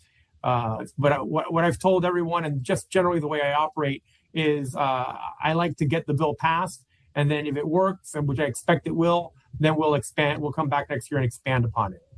All right. State Representative Tom Fabricio, Republican from Miami Lakes. We appreciate your time this afternoon. I know things have been busy in Tallahassee, so we appreciate you making time for us here on Florida Live. Thanks, Garrett. Appreciate you. And it has been a busy day for the members of the House. And as we talked about, the Senate is holding some committee meetings today, and then they're gaveling in for their session around 5 o'clock. One of the other things that we are watching is property taxes. We know the House recently passed their idea of a plan that would put on the ballot property tax elimination for you to vote on this fall. That would still have to be approved by the Senate, and there's a lot of questions about how the Senate is going to handle that. Governor Ron DeSantis was asked about it today at a news conference just a little bit ago, actually, in St. Augustine. We did bring that news conference to you live on Fox 35 News Plus. He was unveiling a statue of Frederick Douglass in St. Augustine. But he was asked about property taxes, and here's a little bit of his answer, as he also essentially said that he would not be surprised if there's another special session about this. Here is Governor DeSantis from just a little bit ago. Great. So remember a year ago, nobody was talking about property tax until, well, no, the people were talking about it, but the elected officials weren't until we started talking about it. And because it's an issue that's affecting a lot of people, and it's a way to give people relief from costs that are tough, right? I mean, look where groceries were, and this is nationwide, this is not just St. Augustine, in 2020 compared to now. Look at some of these other things. Well, the one thing government controls is tax, right? And so if we can do the tax, then that's going to be the best thing we can do, most assuredly. So, I applaud the House for getting into this fight. I think they've got a lot of folks that brought forth a lot of good ideas. But what I've also said, and I said from the beginning, I didn't see this necessarily happening in this regular session. And I think the Senate agrees with that. We're going to be coming back. There's going to be opportunities to do it. I think you got to do it right. And part of it is the numbers and showing that works. And we've been working. I mean, we're not just doing this off the back of a napkin. I mean, we're have people studying this. We're going to have analysis. We're going to have stuff that's going to be very meaningful for people. We're going to show that this is something, because half the people just want it. You put that on the ballot, they're going to vote for it, right? But then there's some people that they want it, but they want to make sure that this is something that's thought out, and it is. But then you also have the art of these ballot initiatives. Voters are going to read it. Are they going to like what they see or not? Just from an impression, right? And what I found is you can't just have a bureaucrat write that there's an art to it, that you have to know how that language is going to do. So there's a lot of moving pieces to it. But the reality is I think the fact that the House has done something is a good sign. I think it shows that they are listening to their constituents and that they want to get something done. I'm also working with the Senate, and I have been out this whole time. So we will get something done where you're going to have something on the ballot. That will happen. I think it's going to be historic, and I think it's going to be something that a lot of people are going to support. But I remind people, when you talk about this, in 2019, like when I first took office, so all the property tax revenue goes to local governments. There was $32 billion collected for property tax revenue throughout all local governments in the state of Florida. Fast forward 7 years, it's now $60 billion. And so the question is yes, we've had inflation. Yes, we've had population growth. Heck, throw in a few percent increase just for kicks, right? Fine. That doesn't get you close to $60 billion. So I think people are being overtaxed. I think homeowners think they're being overtaxed. I think it's affecting the housing market. I think there are people, and interest rates have an impact, but I think there are people who, could potentially move, who are not doing it because of the tax implications. You do have an ability to transfer part of the, the homestead exemption, but that was never indexed for inflation. And so now someone that bought a house 30 years ago, the value nominally is way higher than what it was when you bought it in most parts of Florida. So it still creates a disincentive, and there's a lot of issues there. So I just think at the end of the day, going from 32 to 60, that's more than how much that revenue should be growing. We have to stand for taxpayers. So I'm very confident. And I also said, too, I don't care about the second homes or the Airbnbs, these investment. I want to do it for Florida residents and their primary home. That's what I want. Governor Ron DeSantis speaking earlier today in St. Augustine, discussing property taxes, and a lot of eyes watching what is going to happen with that as the year moves forward. Again, the stated goal of everyone is to have something on the ballot by this fall. And I say by everyone, by many who have been pushing this issue, is to have something on the ballot for you to vote on in November. We will certainly see what happens with that. As we get ready to go to break here on Florida Live, I want to pull up our Florida Live poll of the day. How are you feeling about that new Artemis April launch window? You say no matter, safety first. Are you getting impatient? Where's that month delay? Nothing. Scan the QR code, go to fox35orlando.com/vote, and let us know how you're feeling about that. Meanwhile, we are watching Artemis 2 being rolled away as it begins its journey back to the VAB. You can see it's making some progress, slow and steady, but it is moving closer to the vehicle assembly building. We're going to take a break here on Florida Live, and we'll be right back.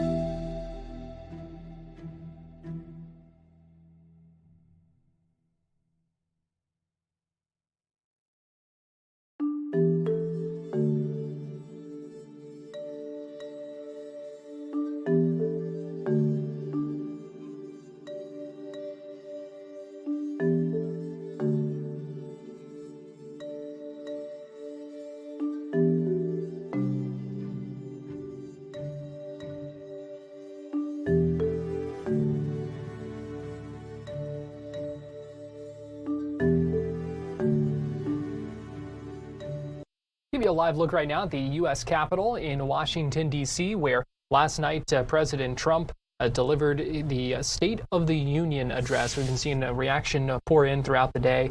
We've had a lot of that for you here on Fox Local. We heard from some of our local members of Congress as well on Good Day Orlando earlier today, so we've been seeing quite a bit of reaction from that. Welcome back into Florida Live.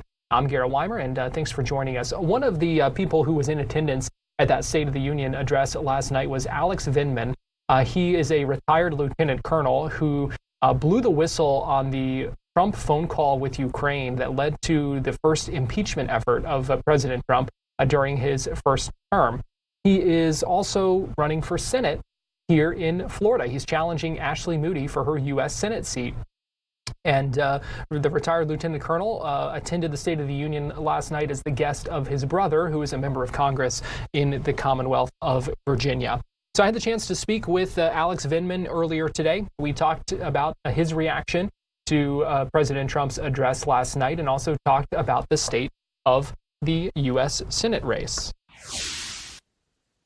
We will get all into the Senate race here in just a minute, but I first want to get your take because I know you attended the State of the Union last night, and I'm curious your reaction to what we heard from the president in front of that joint session. Hey, thanks for having me on, Garrett.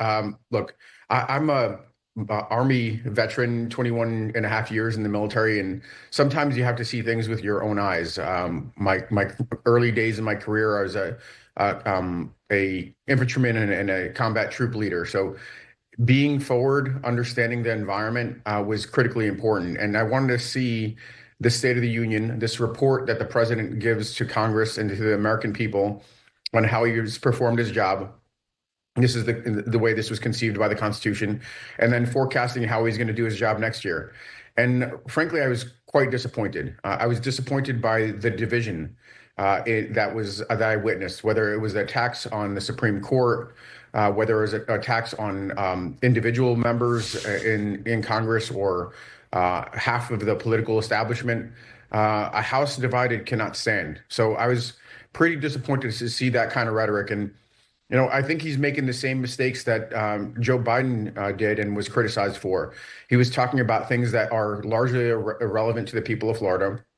He was talking about the fact that the economy is better, that inflation's down, and that's just not the lived experience of so many people in Florida. And it's going to come back and bite him. And it was particularly disappointing watching my opponent, Ashley Moody, stand up and cheer, kind of like a jack in the box, at everything that he said.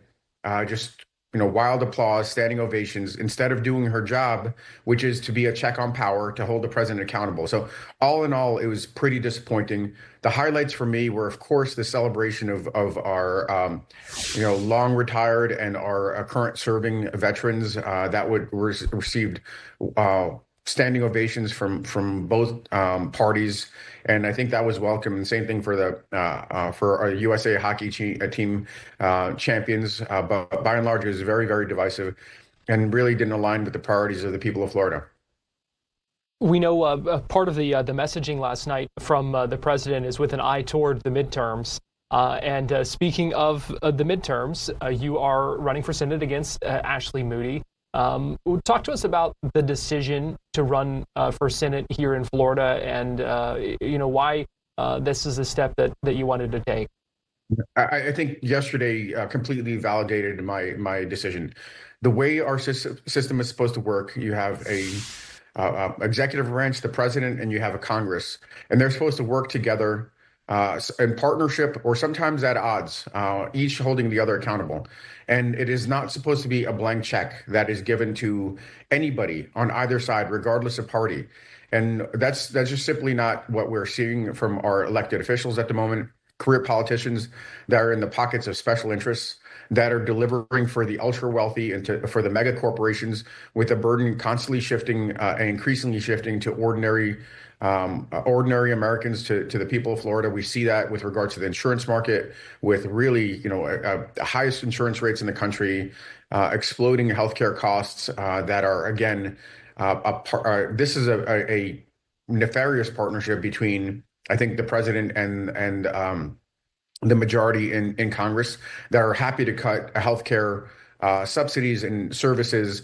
So like this, the ultra wealthy could benefit. So to me, it was a validation of the fact that we need somebody that's going to be a fighter for the people of Florida. That's been my record and how I delivered for this country, whether it was in combat or wearing the uniform for more than 21 years, and then reporting corruption at the highest level. So I was proud to be there and proud to send a signal along with my twin brother that that there's going to be a change coming, and everybody is accountable. in our system. Everybody should be held accountable to perform at a higher level, and that's just not what's going on at the moment. The Republican Party of Florida has said you don't belong in the Senate, you belong in jail. How do you respond to that?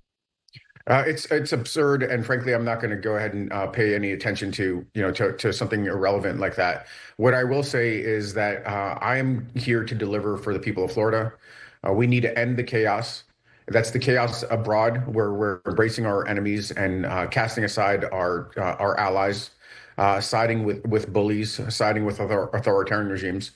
That's the corruption that we're seeing, the enrichment of the ultra wealthy of Trump and his family, that have had an explosion in wealth with crypto schemes, and served by Ashley Moody, who frankly one of her first acts in the Senate was to engage in corporate stock trades that benefited her to the tune of more than $1 million on insider information that only Congress and senators get. So that should be outlawed.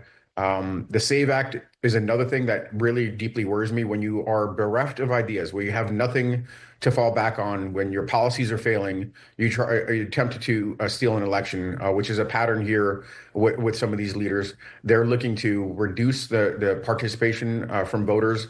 Every U.S. citizen has a constitutional right to have their voice heard through elections, and we shouldn't be making it harder. We should be making it easier for lawful votes to be counted, and that's not what the SAVE Act is. So we need to end the chaos. We need to crush the corruption, and then we could do a lot of work to cut costs, whether that's healthcare costs, whether that's insurance costs, utilities. All these things could be addressed once we fix a system that's really increasingly skewed for the ultra wealthy and the powerful. You've also faced some criticism, folks and organizations calling you a carpetbagger for coming here. I know you moved in, 2023, and so some people may be skeptical of some of your motives. How do you kind of address those concerns with voters? It's Florida. I'm not sure who would think that it would be wise to come and run in the state as a Dem.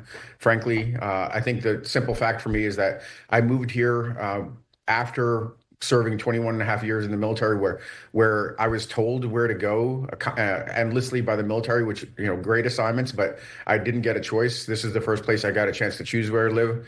I moved here with my wife and daughter. We live in Davie, Florida.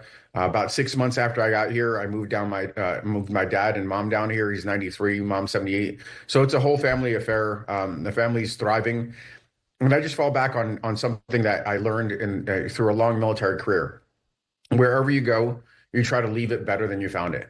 And what I'm seeing is a state that's headed in the wrong direction, that is underrepresented, people that deserve better with regards to somebody that's actually going to be fighting for them, that's going to hold all, regardless of what party, all accountable, make sure that we all perform better and not be inherently divisive. So that's what I'm going to do. I'm not going to just sit on the sidelines when I know there's work to be done and that we could deliver for the people of Florida. You talk about the kind of the uphill battle for many Democrats across the state because of the huge advantage that Republicans have when it comes to voter registrations in this state. I know your campaign has gotten a lot of attention. We know you raised $1.7 million in the first day. That will help in the campaign, but how do you translate that to overcoming some of those advantages that Republicans have when it comes to getting those votes on Election Day? Yeah, I'm frankly amazed by the warm reception this campaign has received. It's not just tethered to Democrats. Huge shows of support from independents and Republicans, and I think that we are in a really different environment now, in which the chaos has bred deep insecurity in large swaths of our community in Florida. And folks want somebody that's going to represent and fight for them.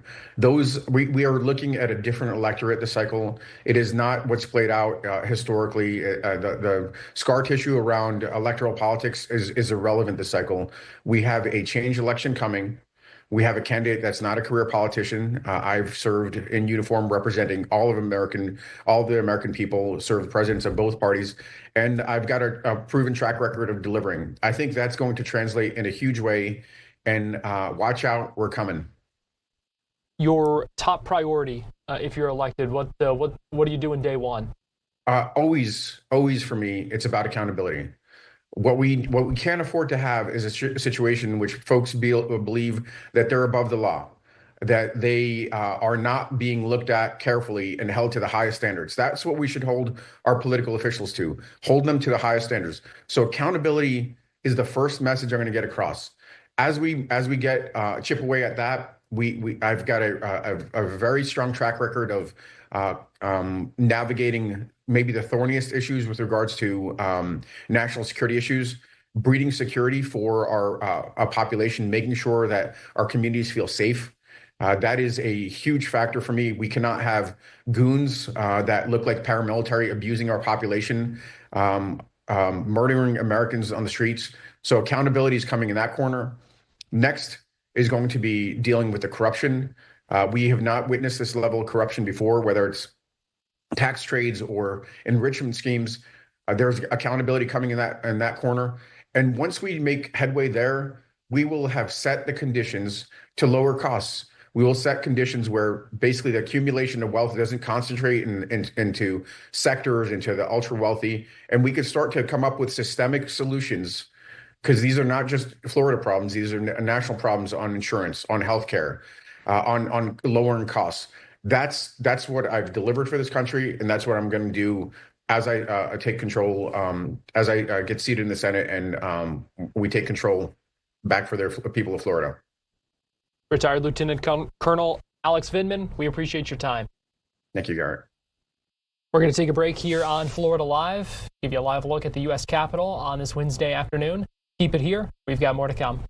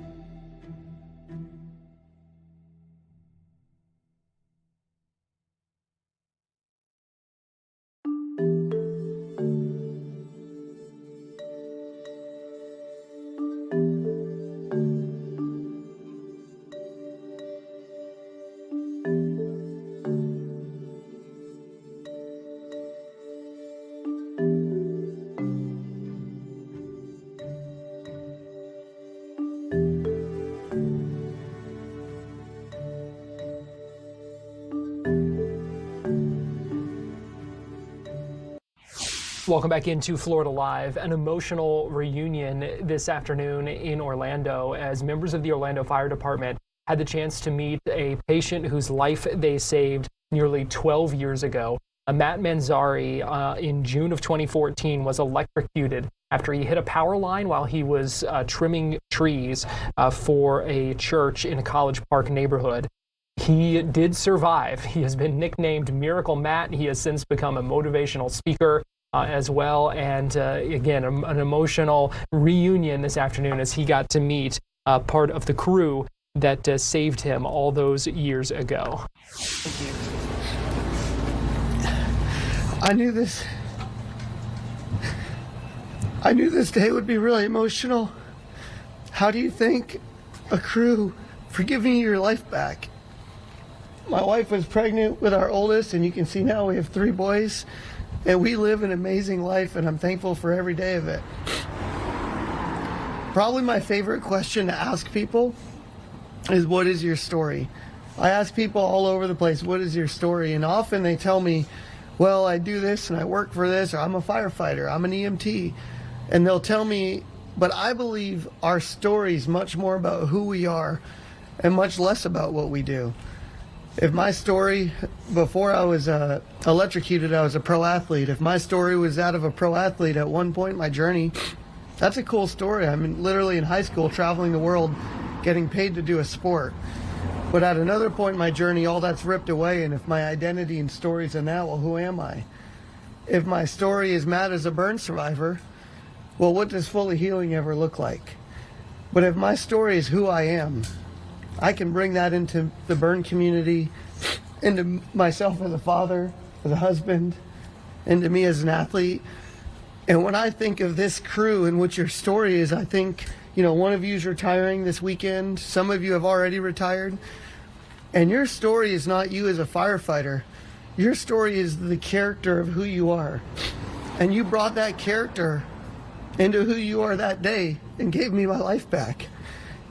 And I can't thank you guys enough for giving me my life back. And I'm just one story of all the lives that you've touched. So I guess my encouragement to you is, whether you're putting the uniform on, or whether you're being a dad or a grandpa or a grandma or wife or whatever you're doing, your story is your character of who you are. And keep being who that person is, because that character, and when you rise to that occasion of what you did that day, you were part of a much bigger story that has given me not just a life, but a life to thrive, to raise a family, to go travel and speak. I believe the Lord has done miracles in my life to get me to where I am today. I just had my 80th surgery in 11 years. And 80 surgeries later, when I look back, I'm blown away by seeing all God's done, but He's used people like you to be His hands and feet all along the way. So thank you. What a special moment there in Orlando earlier today. We'll have more on that coming up in a little bit. We're out of time here on Florida Live, but our live streaming news coverage continues in just a couple of minutes over on Fox Local and on YouTube. Thanks for joining us here on Florida Live today.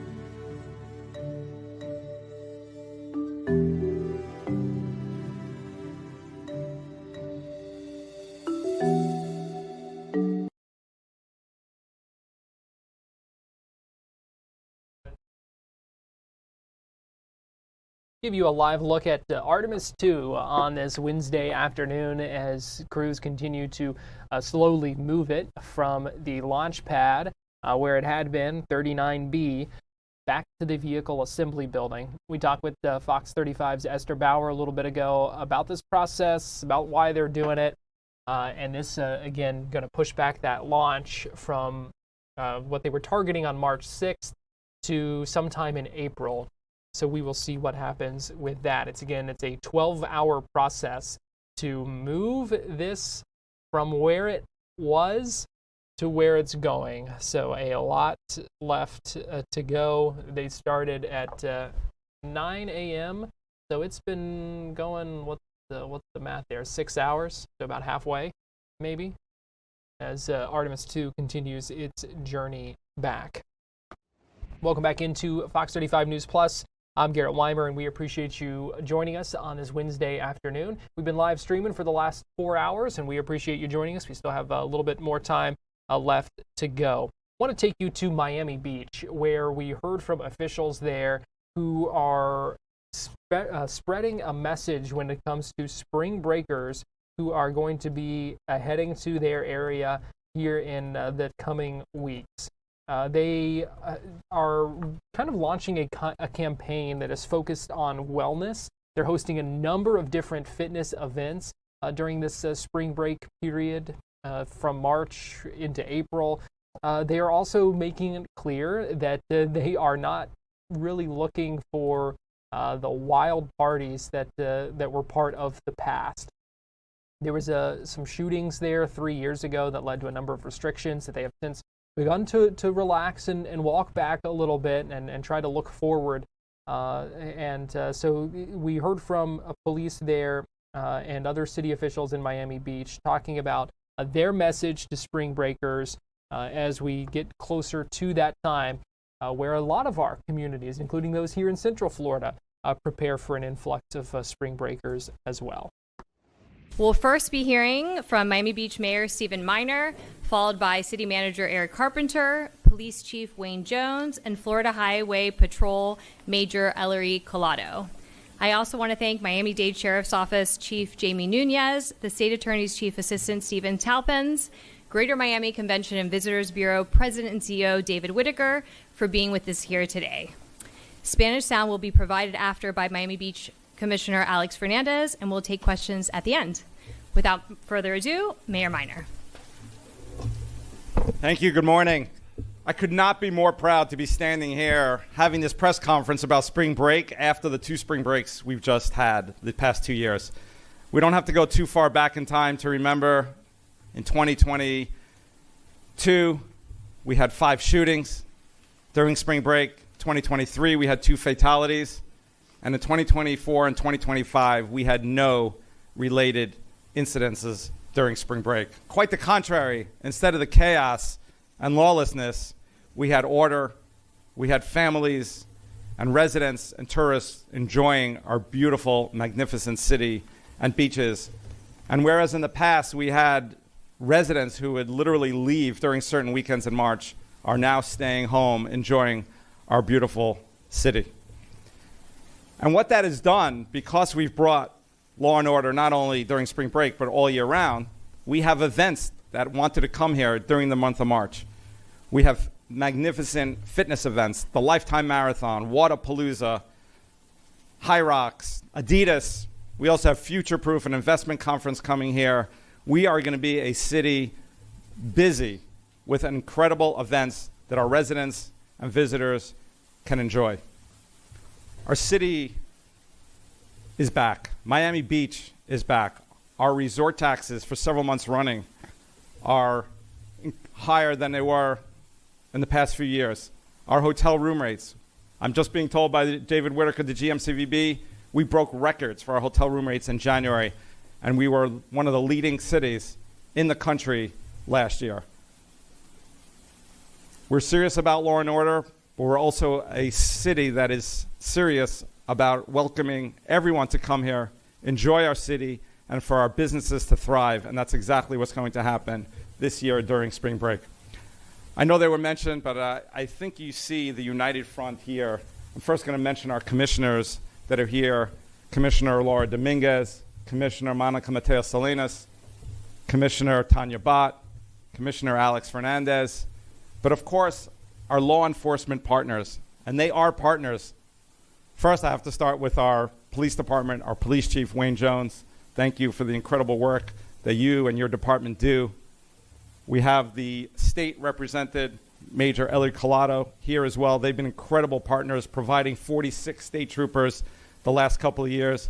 We have Chief Nunez. The county provides close to 100 officers. And then we also have our sister cities, neighboring cities that also help out. And I'm also proud that we have Stephen Talpins from our state attorney's office here as well, because it takes law enforcement, but also the prosecution of the cases when they're warranted. And make no mistake about it, the measures we take, the license plate readers, the DUI checks, they make a difference.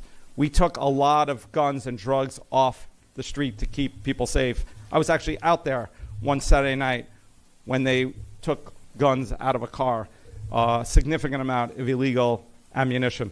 So thank you for your partnership, our municipal prosecution team as well, and thank you for the partnership. God bless you all. Now I want to introduce our city manager, who's going to make sure all these rules and regulations are implemented, Eric Carpenter.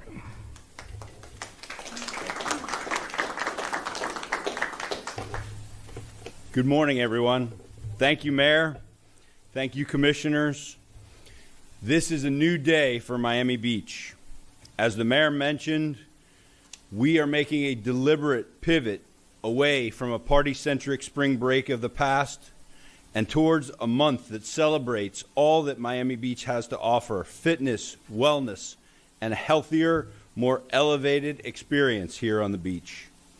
And although our public messaging and first-class event lineup heavily leans into highlighting health and wellness, our police and enforcement presence remains unchanged. And we are still very much broken up with spring break, with no interest in ever getting back together. Our teams have worked extensively to strengthen this year's March operational plan to ensure the safety of our residents, visitors, and businesses. The entire month of March has been designated as a high-impact period, with the weekends of March 12th through 15th and the 19th through the 22nd expected to draw the largest crowds. During these peak weekends, the Miami Beach Police Department will activate license plate reader details on the MacArthur and Julia Tuttle causeways, as well as along 5th Street corridor. DUI enforcement will be active, and Ocean Drive will have restricted vehicle access with controlled entry and exit points. There will also be elevated parking rates in the Art Deco district each Thursday through Sunday in March. The first weekend in March, the 5th through the 8th, starting again on Thursday, our 4 parking garages in the district will start at a flat fee rate of $40, and on-street parking and surface lots in the district will be $20 an hour for non-residents. For subsequent March weekends, if necessary, I have the ability to raise the garage rates to $100. To lessen the burden on employees of our local businesses during this time, we will be running 24-hour shuttles from 3 parking garages, the 5th Street, Sunset Harbor, and 42nd Street garages, where parking rates will be not impacted. From the 5th Street garage, shuttles will run every 10 minutes to and from 7th Street and Washington Avenue, and during peak times from 3 p.m. to 2 a.m. daily. From the Sunset Harbor and 42nd Street garages, shuttles will run every 15 minutes from 12th Street and Washington Avenue back and forth to the garages. We will also have restricted beach access points and strict enforcement of prohibited items on our sands, including coolers, glass containers, inflatable devices, tents, tables, and similar objects. Amplified music without a city-issued permit will be restricted. As a reminder, alcohol and smoking are always permitted on the city beaches. Prohibited. Not permitted. Thank you. Police will implement a traffic plan each weekend to reduce impacts to residential neighborhoods, including Flamingo Park and south of 5th. Staffing across our departments, from police, fire rescue, ocean rescue, code compliance, park rangers, parking, and sanitation, will be significantly increased. We will also be supported by FDLE, FHP, Miami-Dade Sheriff's Office, and other agencies. Goodwill ambassadors in pink Take Care of Our City shirts will be deployed throughout the Art Deco district to assist visitors and promote a positive environment. Bottom line, if you're coming to enjoy Miami Beach responsibly, you're welcome here. If you're coming to break the rules, don't bother. Our enforcement will be immediate. For full details on all of the March 2026 measures, we encourage everyone to visit miamibeachfl.gov/break-a-sweat. To expand on our public safety operations, I'd like to introduce our Chief of Police, the coolest chief in the country, Wayne Jones.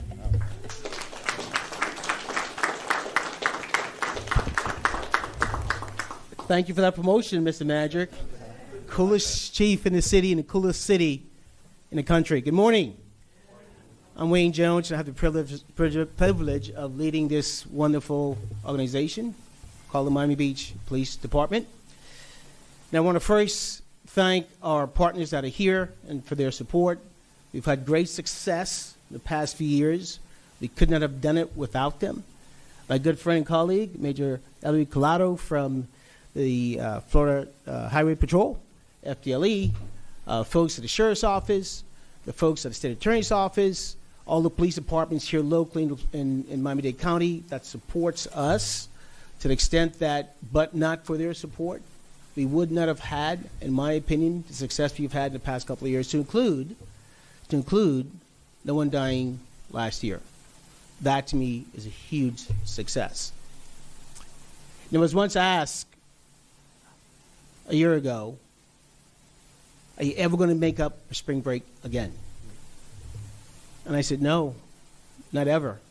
We've divorced spring break. The spring break of the past is gone. We will never, ever go back there. This is a new era for this police department and for the city.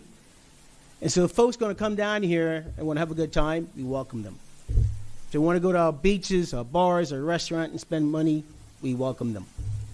But if they want to come down here, get into mischief, break our laws, disrupt our way of life, then we're going to lock them up. We're going to take them to jail. And we're going to ruin their spring break. Hope they never, ever come back again. And so the message is very, very clear. The manager touched on this. We're going to have LPRs on our causeways coming into the city. We're going to have LPRs in all the major thoroughfares throughout the city. If your license plate hit, what we call a hit, there's something wrong with the car, something wrong with the driver, the owner, we're going to stop you, and chances are we're going to take you to jail. Don't come here, be coming here to cause problems. We want you to come here, have a good time, tell all your friends, come back again, and spend a lot of money in our tourist town. I'd like to introduce my good friend, Ellery Collado. A new era for Miami Beach when it comes to spring break. That's the word from the police chief there. We're going to take a quick break here on Fox 35 News Plus, but we'll be right back.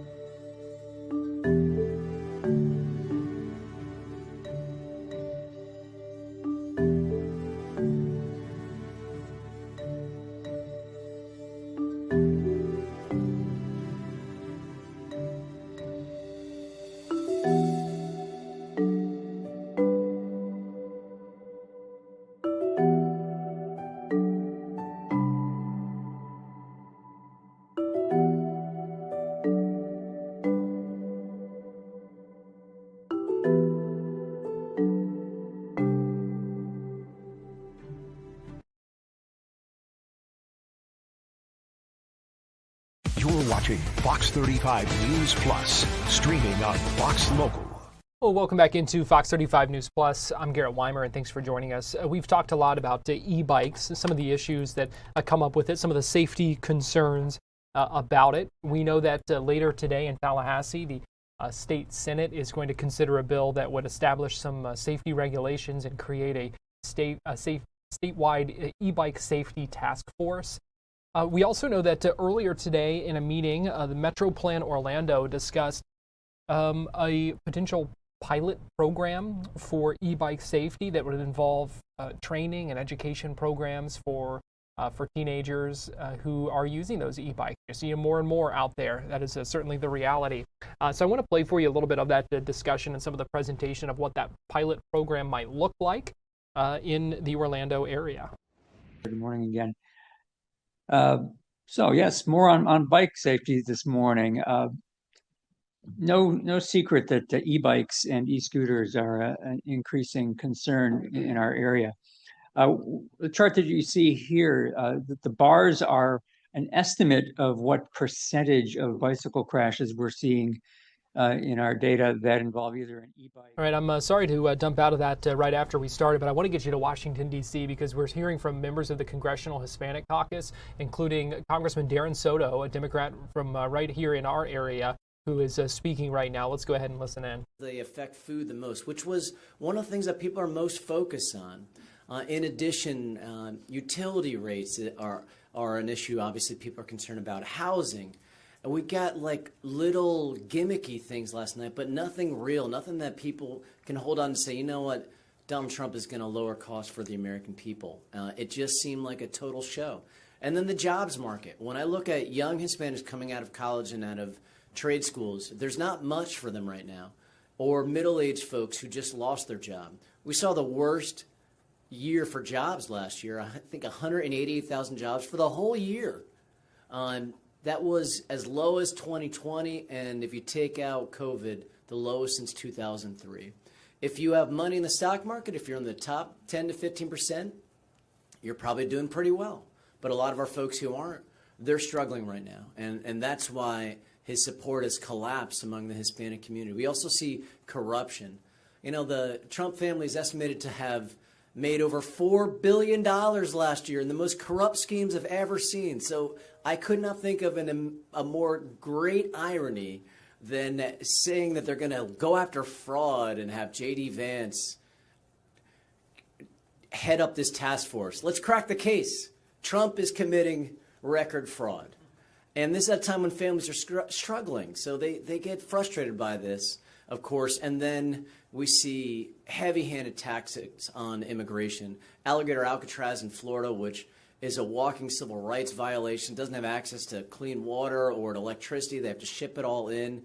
People are being rotated around and disappeared, which is why my guest for the State of the Union was Philip and Josephine Arroyo, two local attorneys in Orlando who are winning writs of habeas corpus, a rarely used motion to try to get people out of unlawful incarceration. And in Florida, we see about 1 million immigrants who lost their status, whether it's the Venezuelan, Cuban community, the Nicaraguan community, also the Haitian community, which is why we saw some big moves in special elections in Florida so far, including most recently in the Miami City Council race. So we know in Florida and Texas and California and some of these other places, Trump and the Republicans were counting on the same type of Hispanic support they got in 2024, and that is gone, and that is going to be one of the biggest stories going into the 2026 election. Thank you. Thank you, Darren. And now we're going to hear from someone that has been advancing important immigration legislation, Dr. Reese.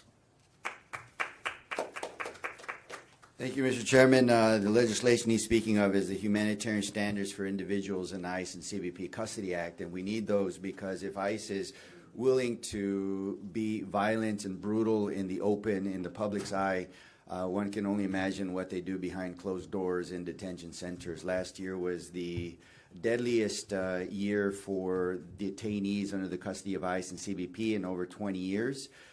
With 56 detainees dying. So this bill that was created to help prevent deaths and to protect human dignity has the endorsement of CHC members, and many members are co-sponsors. But President Trump's presidency is going to be remembered as his speech last night, which is full of lies, self-promotion, and a complete disregard for working people. He's lied to when he said he would lower costs on day one, while his Trump tariff tax has raised costs for everybody. He lied when he said he was going to protect retirees while he's trying to dismantle Social Security and Medicaid. He lied when he said he's going to try to increase healthcare access while his policies in the H.R. 1, the big ugly law, will rip healthcare insurance away from 15 million people and raise costs for millions more. He lied when he said he was only going after to deport violent immigrants, while he's terrorizing communities, violently going after mostly non-criminal immigrants and even U.S. citizens. So my guest last night was Frank Breivik. He is a small business owner and a healthcare consultant who wrote to me saying how the expiration of the Affordable Care Act tax credits was going to increase his annual cost for his premiums more than $15,000. In a time when the cost of living is so high, $15,000, and wages are stagnant, $15,000 is very impossible for many, and he has to make that difficult choice of whether he pays it or he takes the risk and not pay it. Millions of families are undergoing that risk, and it's not just about the ACA tax credit. It's also because of the Medicaid tax cuts that everybody, not just those who are going to be those that are uninsured, but everybody, including all of you, are going to have to pay more in premiums. How do I know that? Because I asked the 7 leading CEOs of health insurance companies in the Health Subcommittee hearing in Energy and Commerce whether or not this scenario is true, that the cuts to Medicaid are going to lead to millions of people being uncompensated care. Their health is going to deteriorate because they're not going to be able to access primary care. They're going to go to the emergency department as uncompensated care. Hospitals are going to have to figure out how to cover for that care. They're going to negotiate with health insurance premium and companies, and they're going to want more in reimbursements from those health insurance companies. Those health insurance company CEOs said that they are going to have to increase premiums to cover that increase in cost during negotiations for hospitals. They admitted that all of your premiums are going to go up. In fact, if you look at the rate of increase of premiums over the several years, there's a disproportionate increase this last year because they are already increasing them in preparation of the further crisis that the big ugly law is going to create. So that speech was full of lie. His math didn't math. And we're going to hold him accountable for that. Thank you. Thank you, Doctor. And now we're going to hear from Congresswoman Nellie Poe from New Jersey. Thank you, Mr. Chairman. You've heard from many of my colleagues already. We've talked about what are some of the primary issues affecting America and affecting each and every one of us. If you think about it, we've touched on the cost of living. At the news conference continuing. Meanwhile, I want to let you know about a situation that we're monitoring right now, as we are seeing a number of different tweets about it, posts on social media, really starting to pick up traction this afternoon. And it starts with this post from the Cuban embassy in the United States saying, talking about a shootout in Cuban territorial waters that led to 4 people being killed and 6 people hurt. And the boat that was involved in this is registered in Florida. So this is from the Ministry of the Interior, from the Cuban embassy, saying on the morning of February 25th, so that was earlier today, a violating speedboat was detected within Cuban territorial waters. They say border guard troops from the Ministry of the Interior with 5 service members approached that boat for identification. They say at that point, the crew of the violating speedboat opened fire on the Cuban personnel, resulting in the injury of the commander of the Cuban vessel. Then you see then report that 4 people on the boat were killed, 6 were injured. Those injured people evacuated, said they received medical assistance. They also say here, in the face of current challenges, Cuba reaffirms its determination to protect its territorial waters based on the principle that national defense is a fundamental pillar of the Cuban state in safeguarding its sovereignty and ensuring stability in the region. And this afternoon, we are seeing some reaction, including from Congressman Carlos Jimenez, who posted about this. Sorry, I just lost the tweet here and his statement. Here is his statement from just a few minutes ago, calling for an immediate investigation into this massacre. He says United States authorities must determine whether any of the victims were U.S. citizens or legal residents and establish exactly what occurred. The regime in Cuba must be relegated to the dustbin of history for its countless crimes against humanity. That is the statement from Carlos Jimenez, who says that incident raises serious concerns. This is something that he says he is monitoring closely. We also have a tweet from Attorney General James Uthmeier. Says he has directed the Office of Statewide Prosecution at the state level to work with federal, state, and law enforcement partners to begin an investigation, going on to say the Cuban government cannot be trusted, and we will do everything in our power to hold these communists accountable. So we will keep watching this. Obviously, a developing story at this hour as we see the initial report from the Cuban government and then reaction from those who seem to be skeptical of those reports from Cuba. So we will be watching that situation very closely. But again, the takeaway, we know 4 people killed, 6 injured after that shootout involving a Florida registered boat in Cuban territorial waters. And so we will see what happens with that. Certainly a situation to watch closely. We are just about out of time here on Fox 35 News Plus. We've been live streaming the last 4.5 hours, and we appreciate you joining us here on Fox Local and on YouTube. The Artemis II getting closer and closer to the vehicle assembly building. You can see much closer than it was.